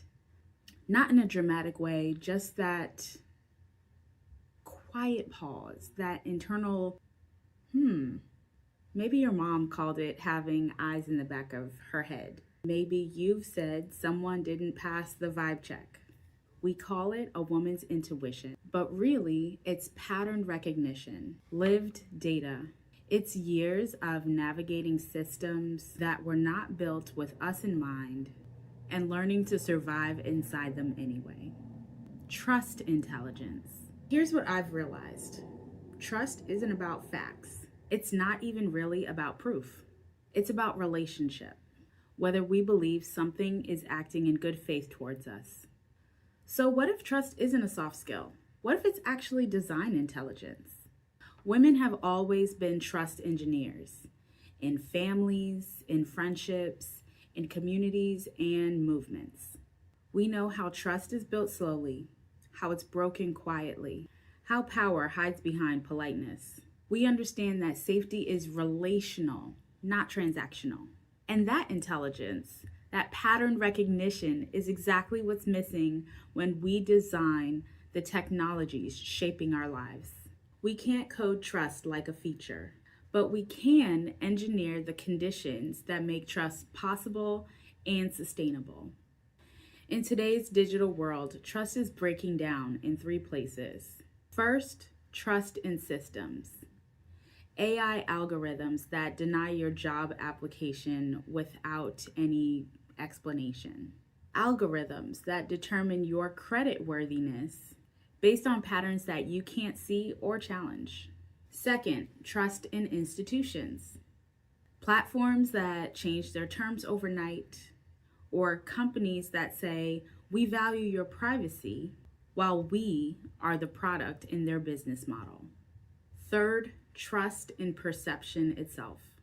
In a world where images, voices, and content can be generated instantly, we can no longer trust what we see, only who we know. The majority of people building in tech right now are asking, is it possible? Is it impressive? But you know the questions that matter.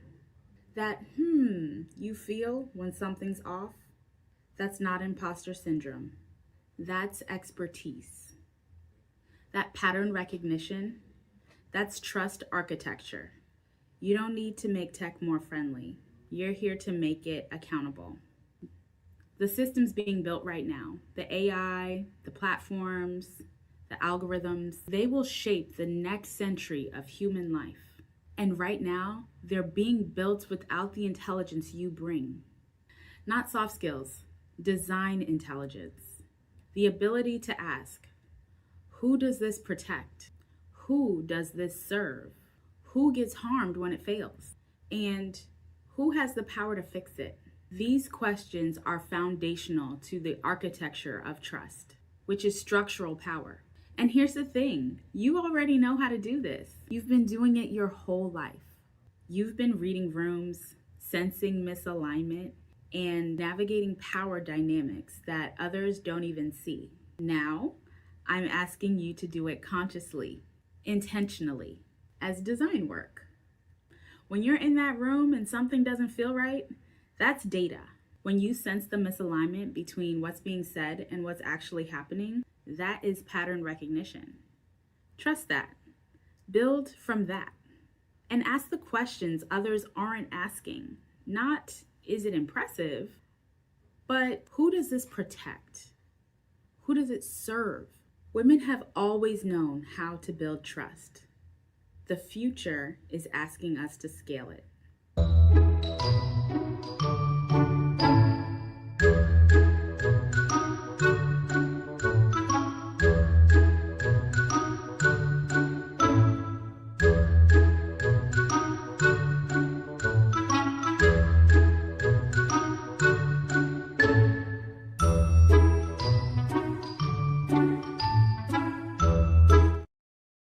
Hi, my name is Sarah Barker, and I'm a media psychologist. And before I launch in to this short presentation, I wanted to give you a little story and a little context. When I began my career, I was a sound designer. I still do it, still love it. I was really lucky at the time to work for a soundstage in Los Angeles and got to work on a team of probably over 100 editors, sound engineers, and experts and specialists in everything to do with sound design.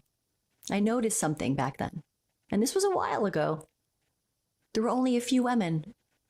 It really stayed with me. We're told repeatedly that women are not interested in technical fields.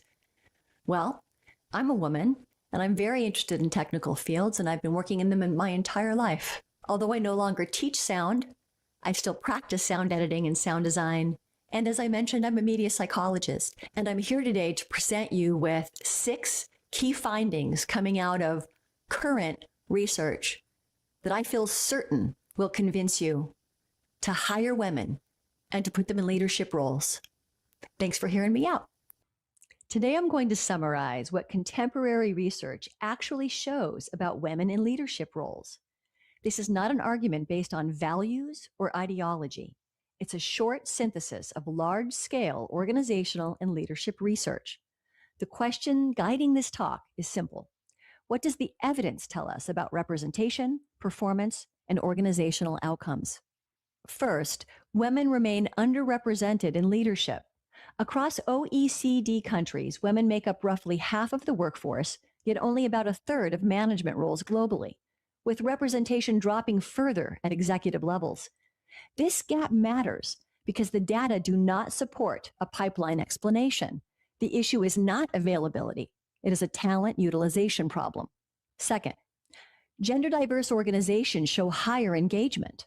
In a multi-organization sample of about 1,200 employees, gender diversity was significantly associated with higher engagement and organizational commitment. These factors are well-established predictors of retention and performance. The effect is both direct and indirect, operating through engagement. Third, leadership research does not support inferior performance by women. Systematic and integrative reviews consistently show no performance deficit. Women perform at least as well as men across leadership effectiveness measures. The benefit here is not that women are better leaders. The benefit comes from non-homogeneous leadership teams. Fourth, leadership diversity is linked to better organizational governance. Firms with greater gender diversity at board and leadership levels show stronger governance structures and more robust employee benefits. These outcomes correlate with retention and long-term organizational stability. Fifth, strong leadership pipelines include more women. Organizations with strong pipelines report 28% women in high potential talent pools, compared to 18% in weaker pipelines. This suggests women are central to future leadership capacity, not peripheral to it. Taken together, these findings show a consistent pattern. Women are underrepresented relative to availability. Gender diversity is associated with higher engagement and commitment. Leadership effectiveness does not decline, and stronger organizations integrate women earlier. The evidence supports treating women's inclusion in leadership as a strategic lever rather than a symbolic one. These findings matter acutely in the XR industry. XR leadership teams remain highly homogeneous, while XR products involve high uncertainty and direct human impact. Homogeneous leadership increases design and risk blind spots. The evidence supports diversifying leadership to improve decision quality in precisely these high-stakes contexts. This synthesis draws on peer-reviewed research, large-scale organizational reports, and integrative reviews published between 2024 and 2025. The references here are representative of the broader literature.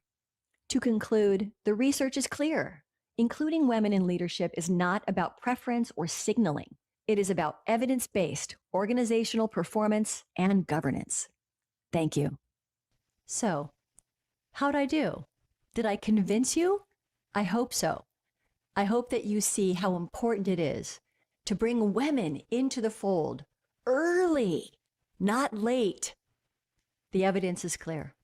Take care and be well.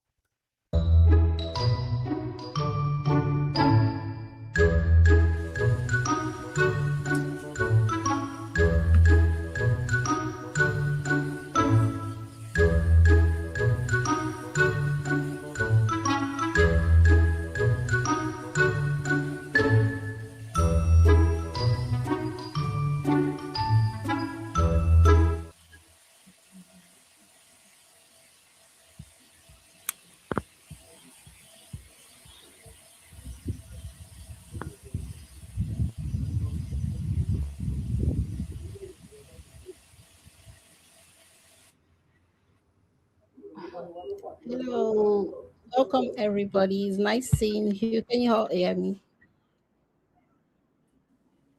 Yes, loud and clear. Good evening. Good day. Yes, we can. Welcome, welcome, welcome. Thanking everybody from joining this section. I'm super excited to be here with you today. I'm also welcoming everybody joining us live from all over the globe. And today I'll be moderating. My name is Halima Oguntoyinbo. And today with me here, I have this wonderful women who are doing extremely well in their various fields. Some of them are founders, some of them are CEOs, some of them are policymakers and change makers. And today, together, we'll be talking about a powerful topic, yet a very timely one: women power and the new economy. How women are going to be leading with strategy, technology, and influence. Before I proceed, I would like to thank the organizers of this event, GatherVerse, for giving us this wonderful platform for women to showcase their skill, to learn the voice, and we're super grateful for this opportunity. Before I dive into our topic today, I would like my wonderful women here to introduce themselves, what they do, their names, and where they're joining us from. So I'm starting with Adebomi.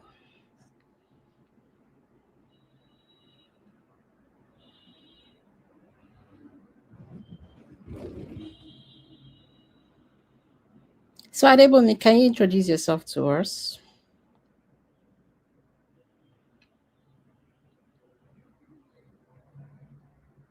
Okay, so we'll move to Taiwo. Taiwo, can you introduce yourself to us and where you're joining us from?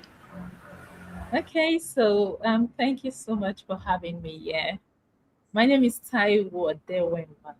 I'm a fellow of the Institute of Chartered Accountants and also a travel consultant. So I am the CEO of Seed Royal Travels and Tours Limited. I am located in Lagos, Nigeria. Thank you. So I believe in making a difference.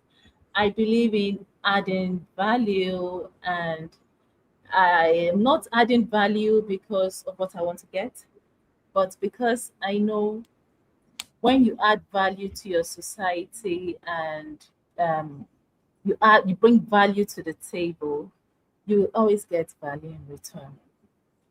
Thank you. Thank you for the wonderful presentation, Taiwo. Moving next, Evelyn would like to know you and where you're joining us from. All right. Good day, everybody. I'm so pleased to be here. Can you hear me? All right. So, my name is Evelyn Ayoshola, and I'm a leader. I'm a leadership fellow, and I'm a professional working in the intersection of technology, strategy, and a lot of public-facing initiatives. And over the years, I've had the opportunity to serve in leadership across programs that focus on system building, innovation, and impacts, particularly in environments where decisions matter and resources are quite limited. So my work has really shaped how I think about leadership for women, and not just in terms of visibility, but also influence and execution.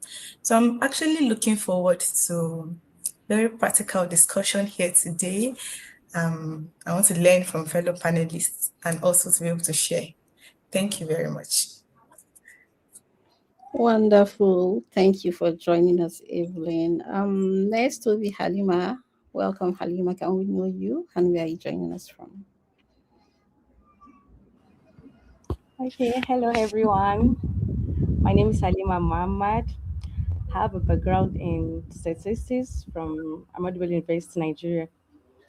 So now I transitioned into being a project manager.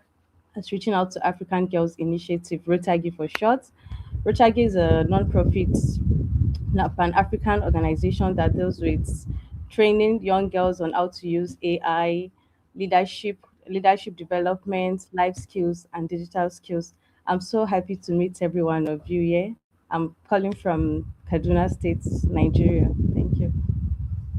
Thank you. Wonderful introduction. Next, Demisola. Good day to you, speakers. Good day, the moderator.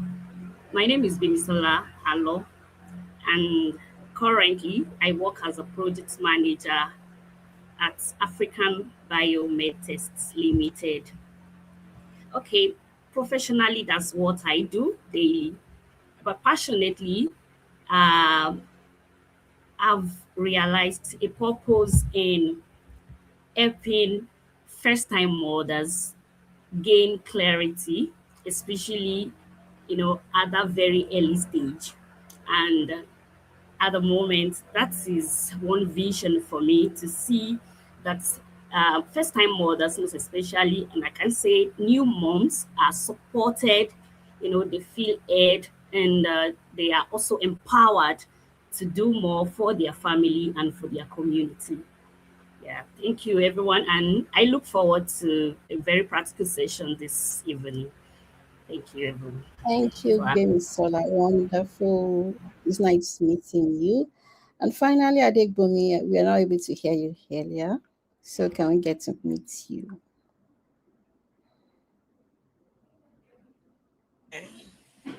Hi everyone, it's a pleasure meeting everyone. My name is Adebumi Oyewale. I'm an executive assistant with a background in travel and operations, and I'm also the founder of the Stupendous Virtual Assistant, a platform that empowers women to become impactful as a VA and executive assistant. Generally, I help leaders across the USA, Canada, Australia. I've worked with a couple of them. I help them to stay organized, focused, and I also help them to stay ahead of their activities on a daily basis. I look forward to having an amazing experience in this session. Thank you. To Adebumi, now that we've known our wonderful speakers for today, I think it's the right time we dive into the discussion of today. There are so many people waiting to hear from your wonderful experience and insight. So, for the first question, what does real power look like for women in today's economy in terms of authority, ownership, influence, or access? So I think I'll throw the question to Adebumi. We'd like to hear your insights.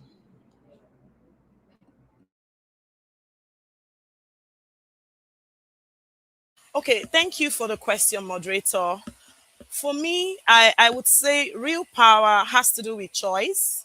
And that is the ability for you as a woman to decide what exactly you want, what you want to walk away from, and what you intend to build.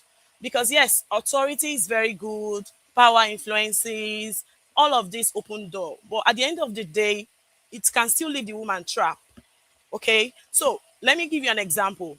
Let's assume a woman works in an organization and she has all the big title, but unfortunately, she cannot make decisions. She cannot even negotiate her own salary. She can't even walk away from a toxic space just because she does not want to lose the pay. Would you say that is a real power? No. I believe the title is just a tag. But on the other hand, we have another woman who she owns a small consulting firm and she chooses to work in an organization has power over her own time, and she also impacts younger generation. So for me, you can see the difference between the two of them. One has the big title, but the other one, she has the authority to choose. So I would say real power is the combination of access, influence, authority, ownership, and the ability to choose. Because of course, if a woman can earn, if she can decide what she wants to work with, what she wants to build, and lastly, if she can actually give space for what she does not want, that is real power, if you ask me. So thank you. Wonderful insights. I really enjoyed the way you combined everything together. And I'm also Halima. Do you have anything to add to that?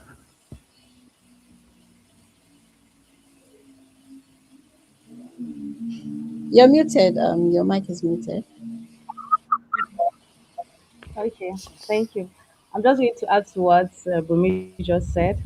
In my role in operation, I get to realize that structure gives people power. When you are structured, when you can make decision, you know how your teams collaborate, you know how to track performances, that gives people real power. Structure gives power. So, and of course, and this also taught me that in my place at work, I also get to realize that when you build systems, that's the real definition of power. Building systems, making sure people know what they need to do, and all that, that it brings influence for them. Thank you. Wonderful insight. I really love how you match the question with project management. Everything we do, once there is no proper structure, there's always chaos. Thank you very much for that. We'll move to the next question, and that would be, how are women refining leadership in sectors that are traditionally dominated by men?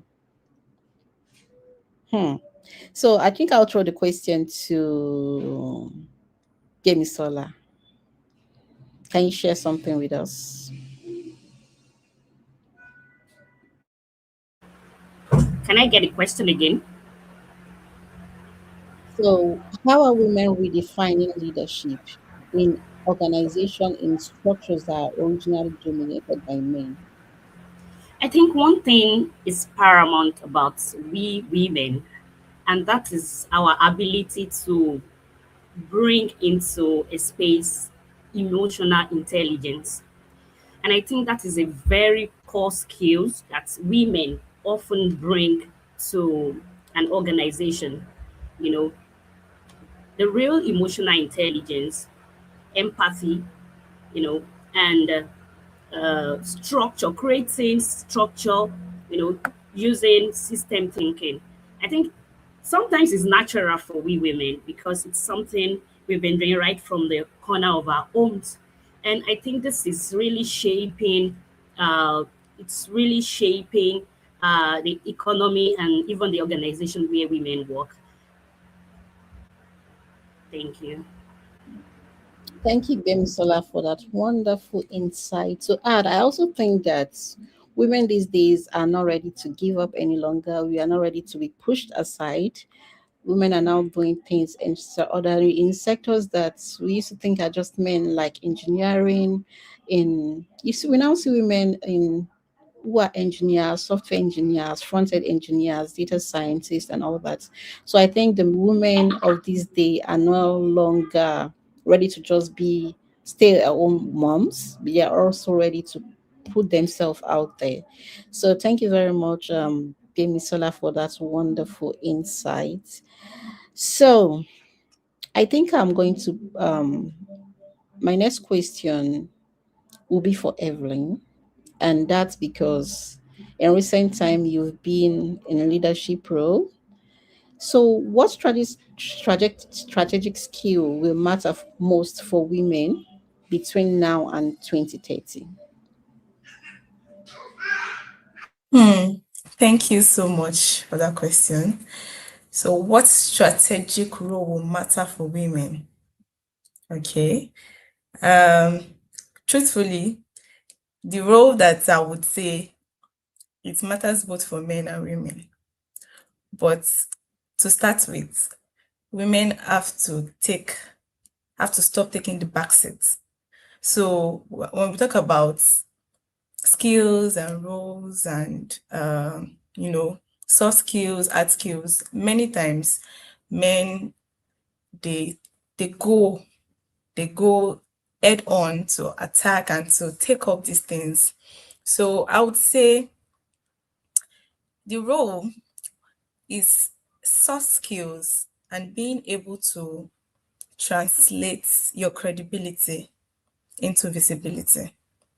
So there are many times that we do a lot of things. We do a lot of things. We have a lot of skills, just like there was someone that just mentioned that it's natural for women to do a number of things. But most times we do not talk about them. We do not document them. We are not confident enough to stand and say, this is what I can do, even though we can do them. So there are many times that we do far above and beyond what our counterparts, our male counterparts are doing. So I believe at this point, women are already doing, like we already have those necessary skills, but being able to translate that your skill into visible work that people can see and appreciate you for is something that we should keep track of and we should learn this time. Yeah.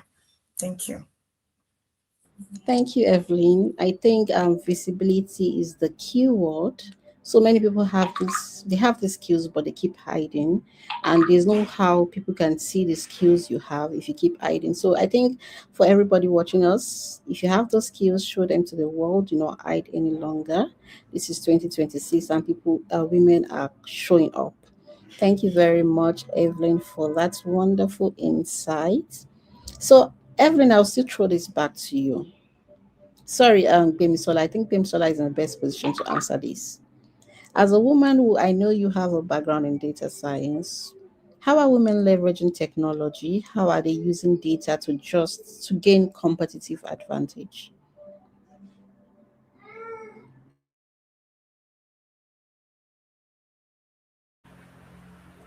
Let's go back to the issue of power. I think technology has now brought more power for women, because we can be in the corner of our homes and be doing things. We can now talk about visibility without having to travel, far and wide, or without having to travel from the corner of our rooms. We can talk about access, we can talk about networking, we can talk about gaining international relevance even without stepping out of the doors of our homes. So I believe strongly that technology is now a leverage for us and has become something that equalizes us with our male folks out there. So technology for me is a very powerful tool that women are now leveraging. Go to Instagram, go to LinkedIn. You see amazing work women are doing, even for women that are doing remote jobs, even working from home without even stepping outside the comfort of their homes. And they are doing big things. They are being, they are taking themselves out there, talking in terms of visibility. They are gaining access, not just within their local vicinity, international relevance. I think technology has now helped us to break the barriers that existed in the past when we thought, okay, it's only men that have the privilege of going out at any time, without looking back. Now we can be with our children and be doing things, internationally being recognized. I think that is a very strong one for me.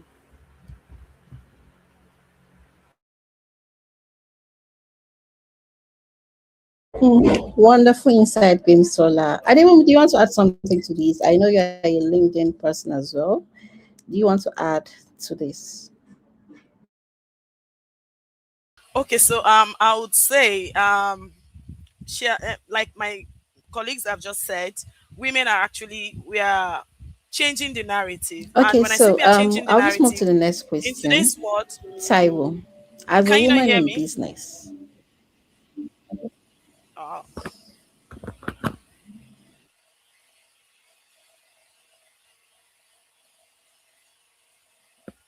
can you hear me? Yes, we can. Yes, I can please. hear you. we can hear you Okay, perfectly. I think she interrupted for Taiwo to go on. Can I still Yeah. proceed, moderator? Okay. So I was saying that We can gone hear are the you, days Adebon. when we have only the male counterparts as pilots. Okay, today we have women pilots, we have women engineers, Yes, we data can. analysts, software engineers. We have a lot of women doing amazing things now. So it is safe to say that this is gradually changing the mindsets of women that are laid back. They are beginning to gain courage to Yes. be able to aim for something better. So today, women have a lot of advantages to leverage technology and AI, especially. And I'm also proud to say I'm a woman doing wonderfully well in the tech session. Thank you.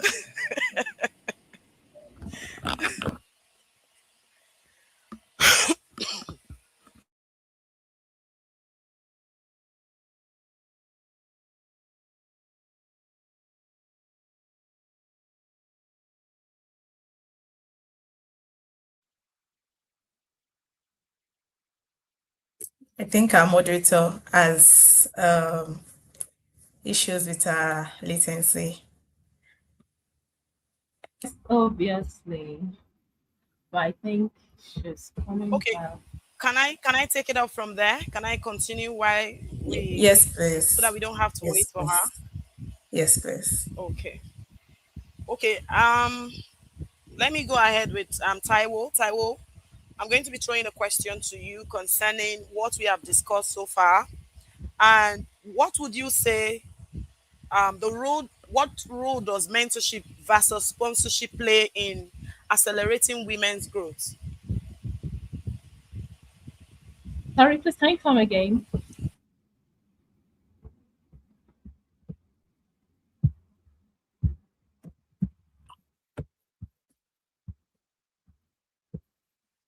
Sorry, can you come again with the question? Uh-oh. Jesus. Unfortunately, we lost Taiwo too. He's coming up. Okay, can you hear me? Am I Yes, you are. audible? Yes, you are. You can go ahead if you got the question. Okay, so um I did not really get what Adibumi was saying, but let me talk about how women-led businesses can scale sustainably, given the fact that I've been in the business world for a while. And I know when it comes to scaling of business, you will hear people talk about wanting to scale their business.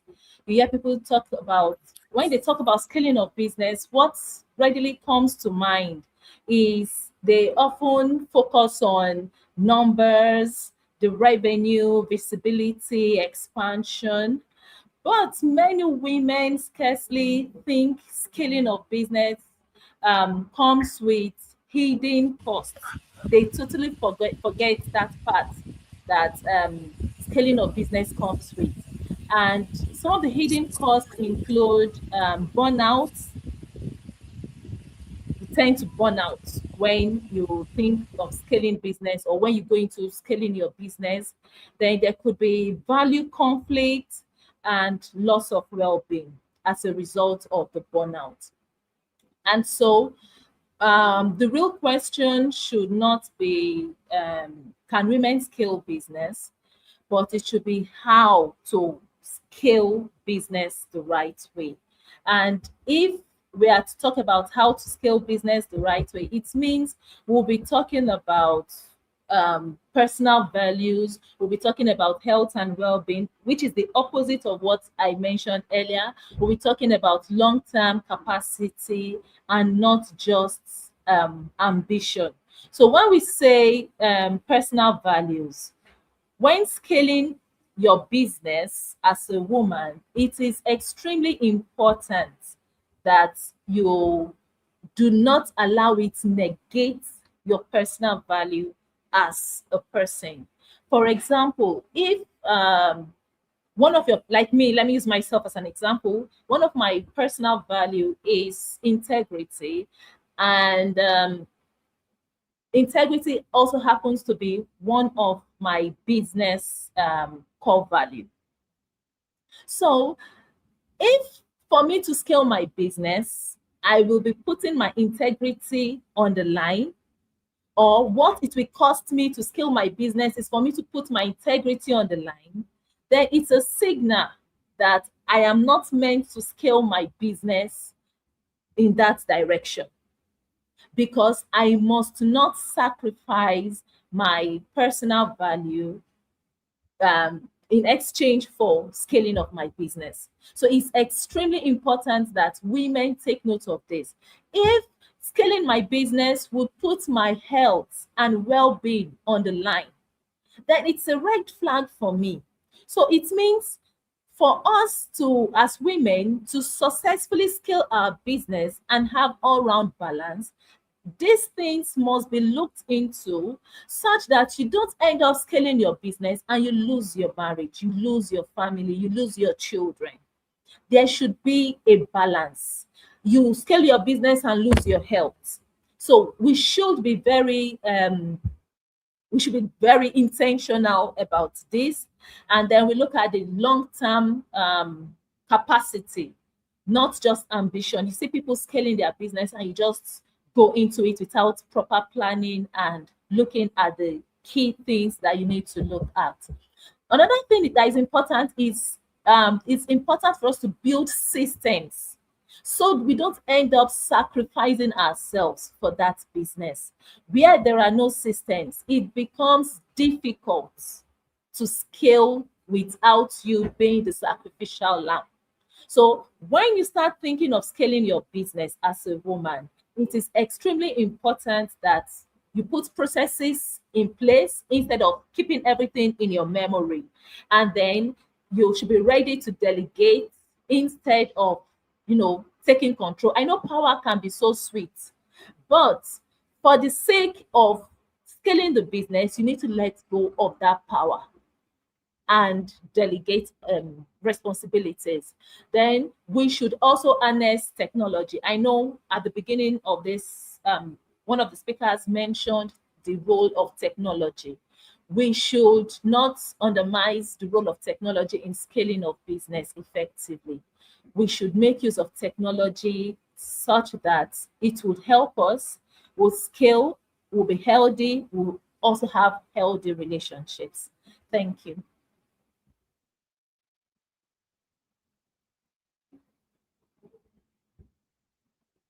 Much, Evelyn. Sorry for the break. I would like to throw my next question to Evelyn this time around. Recently, you've been in some mentorship programs. So, how does mentorship affect mentorship versus sponsorship? How does that play in accelerating women's growth? Thank you. Thank you so much. Yes, so I would say that mentorship helps you grow, sponsorship helps you move. Again, mentorship helps you grow, sponsorship helps you move. So both are critical. in your growth professionally and in every wise as a woman, but we must know the differences, where it is needed and where it is critical to have. So mentors provide guidance, provide perspective, keeps us from falling into errors that people that have gone ahead had already fallen into. Of course, people say that experience is the best teacher, but sometimes it is the experience of others that is the best teacher. It does not have to be your own experience. You do not have to fall into an error before you learn the right thing to do. So mentorship helps you learn from the mistakes and even the right things that others have done ahead. So it provides a safe space to learn. I've benefited a lot from mentors who have helped me think better and avoid costly mistakes. Sponsorship, on the other hand, accelerates your growth. It helps you move. They don't just advise you. They actually carry you. They hold your hand and they take you into rooms, or they speak for you in rooms that you cannot speak for yourself. Sponsors are the people that can do that. Sponsors are the people that put your name forward for opportunities. Sponsors are the people that stretch your assignments. Sponsors are the people that gives you leadership roles. They say, okay, I know that you can do this, or I know that you will be able to do this, and I'm going to give you an opportunity to prove yourself. Mentors teach you, but sponsors give you the opportunity to express that thing that you have learned. So we can see the both sides. Both sides are important, but we have to know when, okay, that that okay, I've learned all these things, I've gone to school, I've done my masters, I've done this, I've done that, I've done professional courses, but where is the opportunity? So sponsors are the one that, and the truth is, these things come by relationship, comes by networking. And networking is not just trying to see someone and buy their favor or something like that. It just helps to carry you. And I want us to know, I know you will agree with me that many women, both in church, like in religious organization, in the office, we are over mentored, but we are under sponsored. So yes, a lot of training, there's a lot of training, there's a lot of mentorship session, there's a lot of programs for women. But where are the people that will hold their hand and say, I have a position that I want you to feel. I have a role that I know that you can feel. So this is very important. Thank you very much.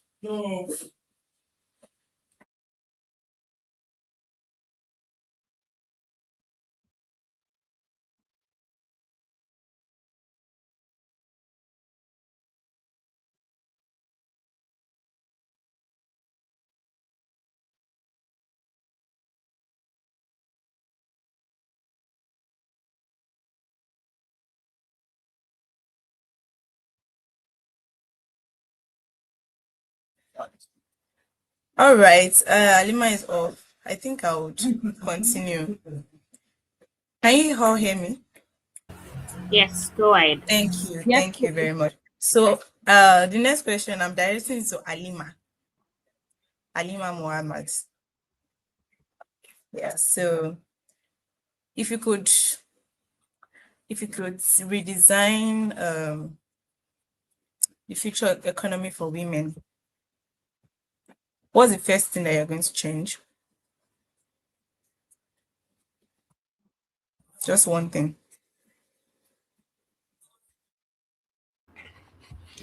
Okay, thank you, Evelyn. If I could change the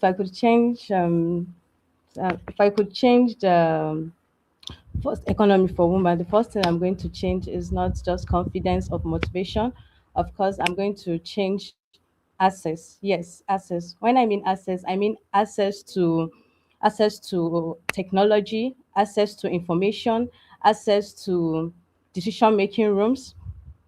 I'm talking about access to opportunities, access to mentorship, not just participation.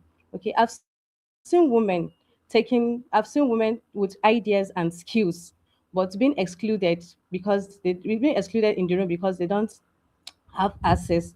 But when you give these women access to all these things I just mentioned earlier, they'll be able to make impact in the society. When you give women access, they don't just build, they don't just grow individually. Okay, they build businesses, they build businesses, they create job opportunities, they strengthen the communities. You see, when you give women access to this, they impact, their access multiplies impact. So if you could give women, what's the name? Sorry, excuse me. If you could give women economy improves, if women economy improves when women are fully included in how the decisions are being made. Okay. So if there's one thing would like to change, of course, it's going to Yeah. be intentional access. Women Yeah. having Thank access you. to opportunities, a lot of things. Yeah. Thank you. Thank you. Thank you so much. Thank you for the concise answer. So my next question is to Taiwo. Yeah. So, what has been your most pivotal leadership lesson that's reshaped how you operate today? So, one lesson. I know there have been many lessons, but what is one leadership lesson that is most pivotal to you that has reshaped how you operate today? Okay, so one of the most important leadership lessons I've learned is that during everything, if I decide to do everything well, that does not make me a good leader. Rather, it will just make me achieve, okay, see what I want to do. Okay, yes, this thing was well done. But I'm not a good leader because I decided to do it myself. Rather, building others to get the task done makes me a good leader because I'm actually building them. And in building others, it requires a lot of patience, intentionality, letting go. It means I should be able to let go of certain things. It requires emotional intelligence, it requires trust, it requires courage to choose long-term sustainability over short-term convenience, because the truth is, as a leader, it at times it might not be convenient delegating, but when you look at the long-term benefit you enjoy when you delegate, you teach them how to do it. Yes, they wouldn't know how to do it immediately. So you need to be Yeah. patient. So it's something I've come to learn, and it means I'm able to reproduce myself in others, which is Yes, yes, something yes, that yes. for me is a huge achievement. It was something I did Yes. not get to learn on time. So I was always overburdened. I always Yeah. wanted things to be done my own way, but I learned that humility is to accept that they won't do it exactly like me. They have their Yes, thank unique you. personality. Thank you. Thank you. Thank you. Thank you so much, Taiwo, for that answer. So my next question is to Bimisola, still talking on lessons. So, of course, experiences would have brought a different perspective and new things for you to talk about. So I want to ask Bimisola that what systemic barriers still quietly limit women's economic power? I'm not sure if you've touched on this before, but you can still touch on it. So what systemic barriers still quietly limit women's economic power, and how do we dismantle them? Now, I just want to say that not for the person I want to answer the question, but also for us all, there is still a lot of things in the system that is, in as much as we are making more money, we are doing more work and all that. So we just want to know all those things. And, when we identify the problem, we can now tackle the solution. So, Demisola, you have the floor. Thank you very much for that concerning question about women limiting barriers. Okay, one of the most important thing is time factor. Of course, for women in their homes, wearing different caps. They are wives, they are mothers, they are CEOs, they are founders. The time factor is still there. It still exists. Women don't have that luxury of time like male counterparts. So that is one thing that is still quietly limiting some women. Let's just be honest. That is one thing quietly limiting some. And how can we dismantle that? I think we can now talk about maybe women going for time management courses. Women, yeah. And also another one is now that we have technology, it has helped us to even break that barrier the more. The access to Yeah. remote jobs, the access to remote jobs and jobs that are flexible, that hybrid roles that allow women to come in maybe like twice a week to the office and Yeah. work from Yeah. home for 2 days.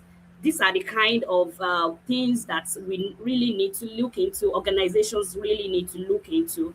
The fact that you work from home does not mean you cannot produce the same. You cannot be as efficient. I work from home and I'm even double efficient as I would be working in the office. And another thing is capital access.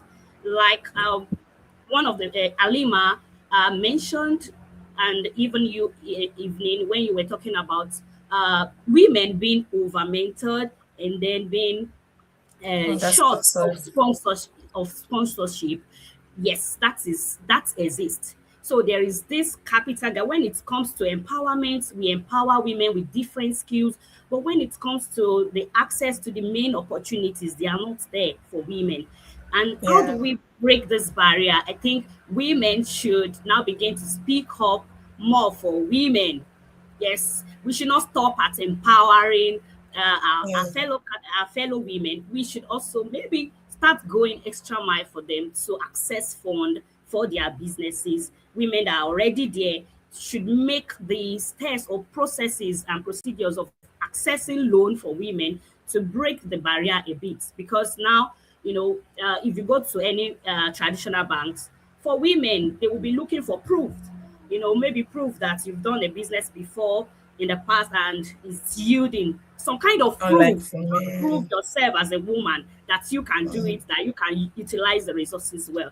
But for men, it's not like that. If they look into Mm. potential, that okay, this person has tech skill, is a man, things like that still exist. Okay, that is for capital access gap.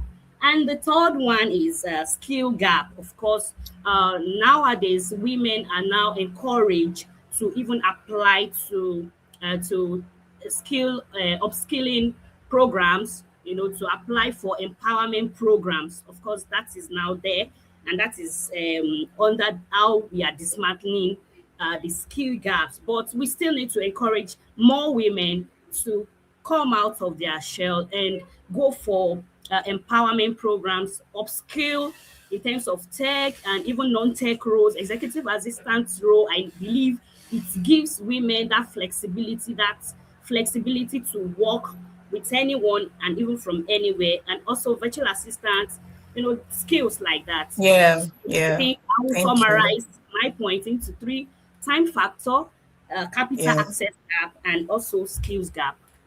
Okay. Thank you. Thank Time factor, capital access gap, and skills gap. I hope you are noting things.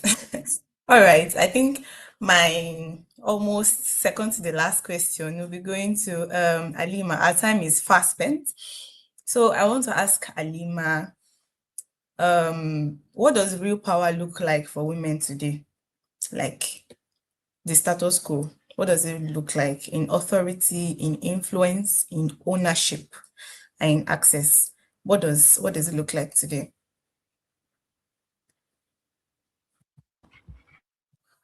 Okay, thank you, Evelyn, because I ran out of time, so I'll be very fast about this, okay? So, Thank you. what real power looks like for women today, to me, is the ability to be able to make decisions. You can control resources, have influence, not just holding title, okay? But I've seen women with no formal authority still shape entire organization. through systems, strategy, and trust. In my role in operation, as I said earlier, I've seen that structure gives people real access. So I'm just going to stop that because of time. Thank you. Thank you. Thank you. I also want to touch on the fact about how balancing visibility and credibility in leadership. So I'll just touch on it, and then I can ask Taiwo or Gwemisola to also speak on that. So, visibility without credibility can feel very risky. Like you are visible to people, but you are not credible in your work. And also, credibility without visibility can keep you invisible, can keep your work being unappreciated continually. And in my experience, I've understood that credibility is built through consistent effort, sound judgment and preparation. You don't get visible accidentally. You intentionally position yourself to be visible to colleagues, to people ahead of you, to people outside the organization. It is not about self-promotion, but it's about owning your seat at the table. So I believe we agree with me when I say that it is not about being loud to be visible, but we need to be clear about our value. Taiwo touched on values, clear about our expertise, care about our competence, what we can do, so that it is not about performance. And we know that we earn it when we talk about what we can do. Is there anybody that wants to talk on that? And if not, I'll just randomly call anybody. Just give us your final words if you have just one parting shot. So if you want to conclude on what I touched on, you can, and also give your parting shots because our time is gone already. So I'll start with Bemitola.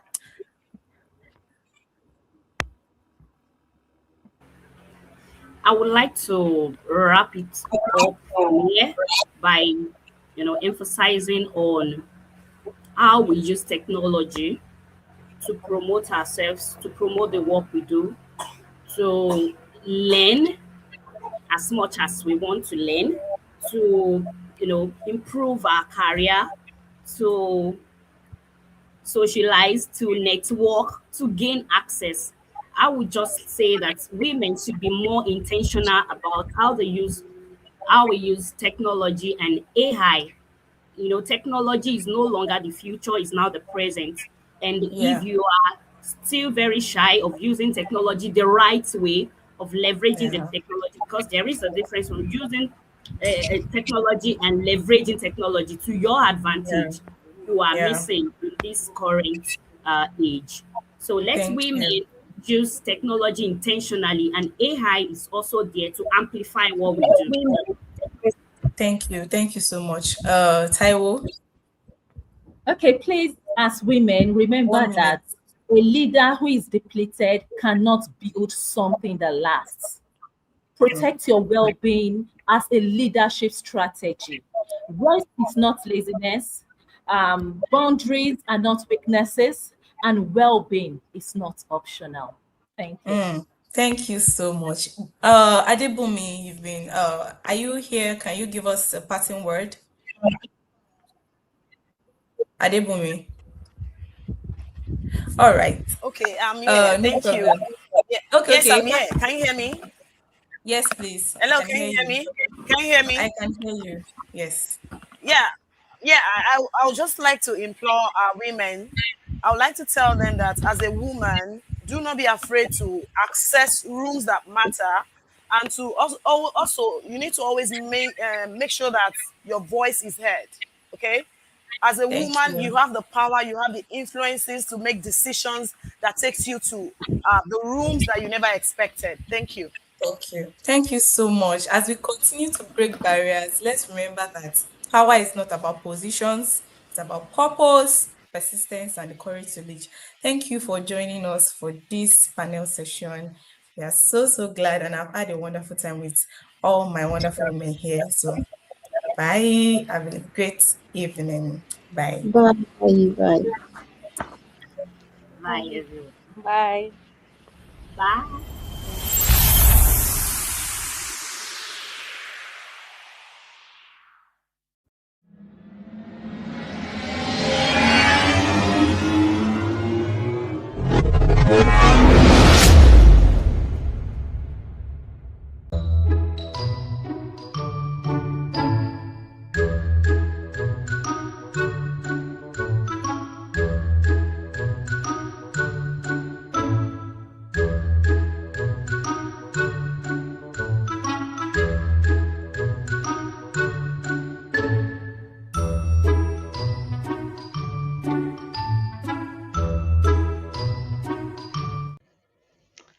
Hi everyone, I'm Rachel Newport. I'm an impact producer and I work on building XR Radio.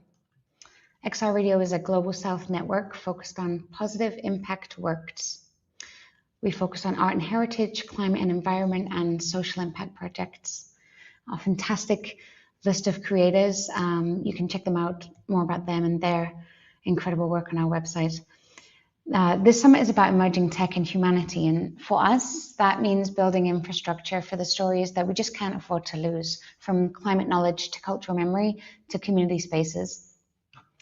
So let's anchor this in what the creators themselves are telling us. We ran a small survey with the Global South XR community, and the headline is pretty straightforward. Creative potential is massive, but the barriers are structural. Funding is the #1 blocker. Most projects are not funded, certainly not fully funded, and that shapes everything: scope timelines, who can stay involved, and whether the work ever reaches audiences. The second barrier is distribution and reaching those audiences. So creators often don't have access to marketing budgets, press, or decision makers, and so even really strong work struggles to find its public. And the third is time and resource scarcity. People are doing too much with too little, often over long timelines. But the vision side matters too, because this work isn't optional. There are whole histories the world still hasn't seen. And the Global South isn't a niche audience. It's where most young people are, and it's where the future is being shaped. That means that Global South creators aren't emerging, but essential. So what is XR Radio actually doing about it? Our model is pretty simple. It's in 3 lanes. The first is the in-house projects. So we build collaborative teams and help turn ideas into proposals, pitches, prototypes, and pilots. The second is the community infrastructure. So we keep an active Discord network. We have an editorial and storytelling support side where we do interviews with the creators and amplify their work. And then the sharing of the visibility of work. So that includes also immersive digital platforms and galleries, of which we have a pilot in Arrival Space right now and hope to make more. The third is the events and education. So we curate exhibitions and then build local partnerships so that the work can be experienced in real context and not just online. You'll see examples of the kind of projects we support on our website, but the key point here is the pipeline. So we're trying to reduce the gap between a great idea and work that's funded, shown, and sustained. We've already curated and delivered our first exhibition program on Indigenous wisdom, which brought together featured works from Peru, Colombia, Mexico, and Vietnam. And it's designed as a city-to-city cultural exchange. So the idea is simple. Artists from each region get the opportunity to show their work in the other cities. And then together as a global community, we learn by doing. Because holding events is a lot of work, right? Hardware venues, local partners, community, trust, audience care. But that's exactly where the ecosystem building becomes real. We've already brought in foundational members, secured local curators, organized the support, delivered the first exhibition. We've activated our university partnerships, and we've moved forward with our in-house projects and have active proposals out and grant applications to fund our first pilots. And next, the priorities are clear. So we need to secure a hardware sponsor for doing more of those live events. That was a challenge in the work that we've done so far. We want to publish and distribute more research. we want to launch a stronger grant workflow to support XR artists. We need to win funding for those in-house projects and proposals, so those active grants that we have right now, and further funding opportunities for those pilots. And we want to lock in anchor funding to stabilize XR Radio's core infrastructure.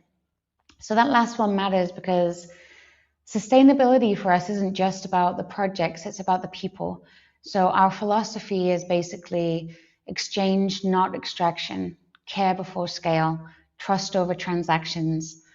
Global leadership and context really matters, and credit consent and transparency are all non-negotiable. So if you're here at the summit and building the future and you'd like to connect about impact works, I'd love that. Please reach out. Thank you so much for having me, and may our gather be well.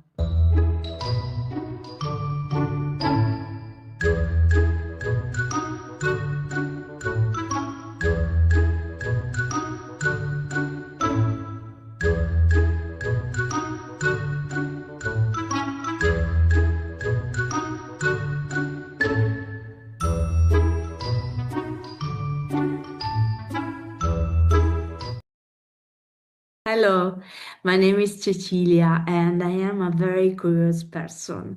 My desire to always learn new things leads me to embark on many journeys and find me starting from scratch every time I begin a new path. But my desire to understand the path I have taken keeps me interested. I have spent my whole life doing this, and I haven't become Leonardo, Michelangelo, Mozart, or Caravaggio, but I was born in Italy and I have always been surrounded by culture and beauty. This has not made me abandon my desire to learn about different cultures around the world and countries and customs that are far removed from my own. I have traveled to Africa, lived with someone from another culture for 15 years and understood that when interacting with people, we must first understand who we are, then who the people around us are, and our cultural differences without negating them, but taking a step back as curious observers. The world of technology has always fascinated me because it's curious, innovative, and capable of bringing incredible changes to our daily lives in a short space of time. That is why, among my many interests, following technological discoveries has taken up a large part of my life. I created an online newspaper called area6.com to talk about the XR world, but I discovered also that I couldn't live without my creativity and my emotions. The road is long and winding, but it's mine, and I can't stay from this path. So I worked with technology to create a space where art, culture, and technology can coexist. I started traveling the world, this time to America and the whole of Europe. I discovered the customs and habits that I embraced, studied, and understood with a great commitment. And I thought I could bring my international technological discoveries back to Italy and apply them in my field of work. It took me about 10 years to understand that change is the most difficult thing a human being can accept. And I couldn't understand why we couldn't innovate if I knew which path to take. I looked in the mirror, and what I saw was a woman who had raised a son on her own in an excellent manner, full of skills, who was trying to make changes to a system, the Italian one, hierarchically structured like a pyramid that sees male professionals as more capable than female professionals. Living abroad helped me to overcome this mental construct, and XR world and artificial intelligence and its study helped me to understand that cognitive biases, the errors generated by AI system, are rooted in our minds and cultures before being entered into a machine that produces AI content. I felt helpless, hopeless. A woman in Italy who wants to change the mindset of the people around her. How could I do that if I didn't first get inside the minds of the people who so strongly rejected the change? I realized that I had a great ability, the ability to teach. I was not a sheep in the flock, but a pioneer who opens up new paths, who questions and constantly asks herself where the future is headed, capable of giving answers or finding them right where there are none. So I stopped imposing my knowledge and I set out to understand the problems of those around me. I stopped trying to change people. I just set out to demonstrate what I can do. I stopped considering myself a woman who cannot win in front of a man. There is no struggle between men and women. There must be collaboration. Equality made up of intervening different biological formations. When men cannot reach, probably women can. Where women cannot reach, probably men can.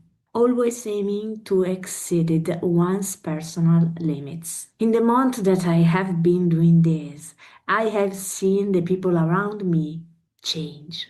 Not because I have taken the high ground, but simply because I have shown them what I can do with my skills and my knowledge and technology.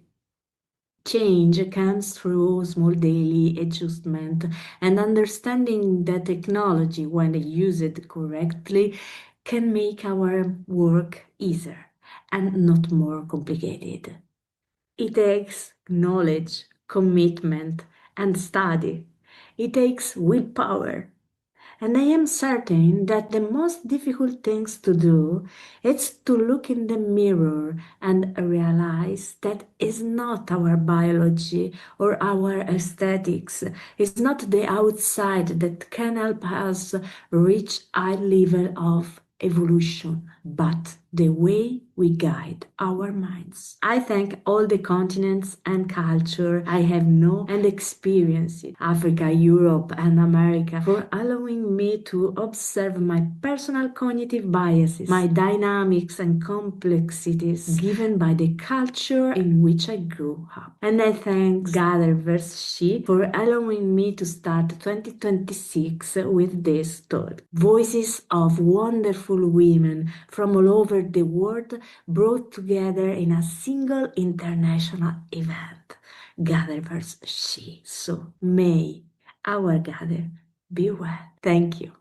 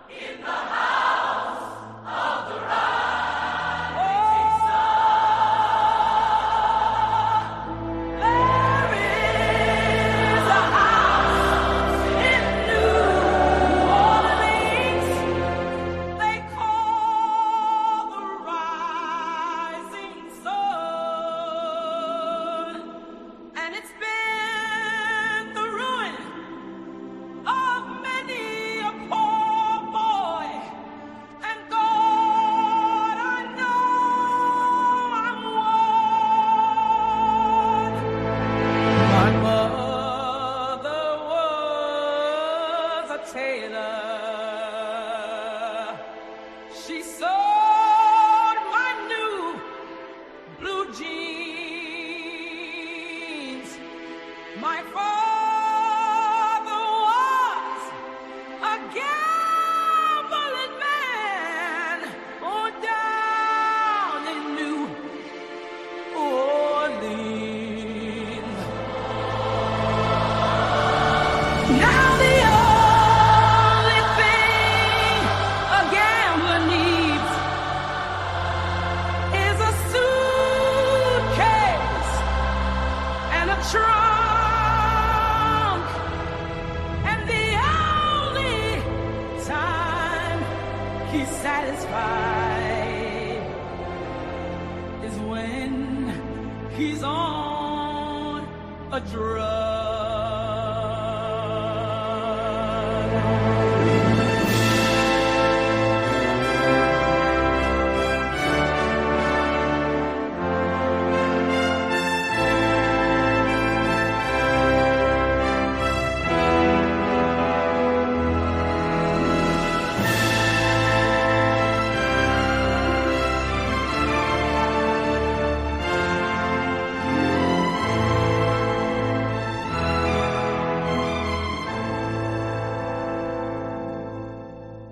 Oh, mothers, tell your children not to do what I have done.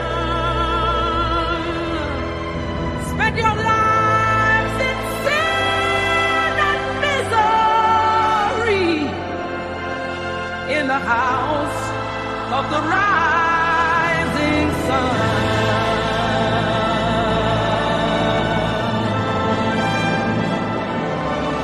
Well, I got one foot on the platform, the other foot on the train.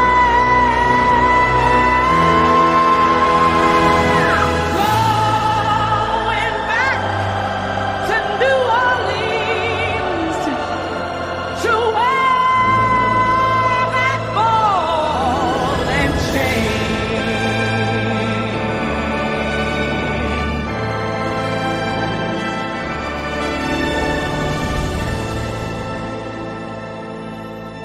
Well, there is a house in New Orleans they call the Rising Sun, and it's been the ruin of many a poor boy.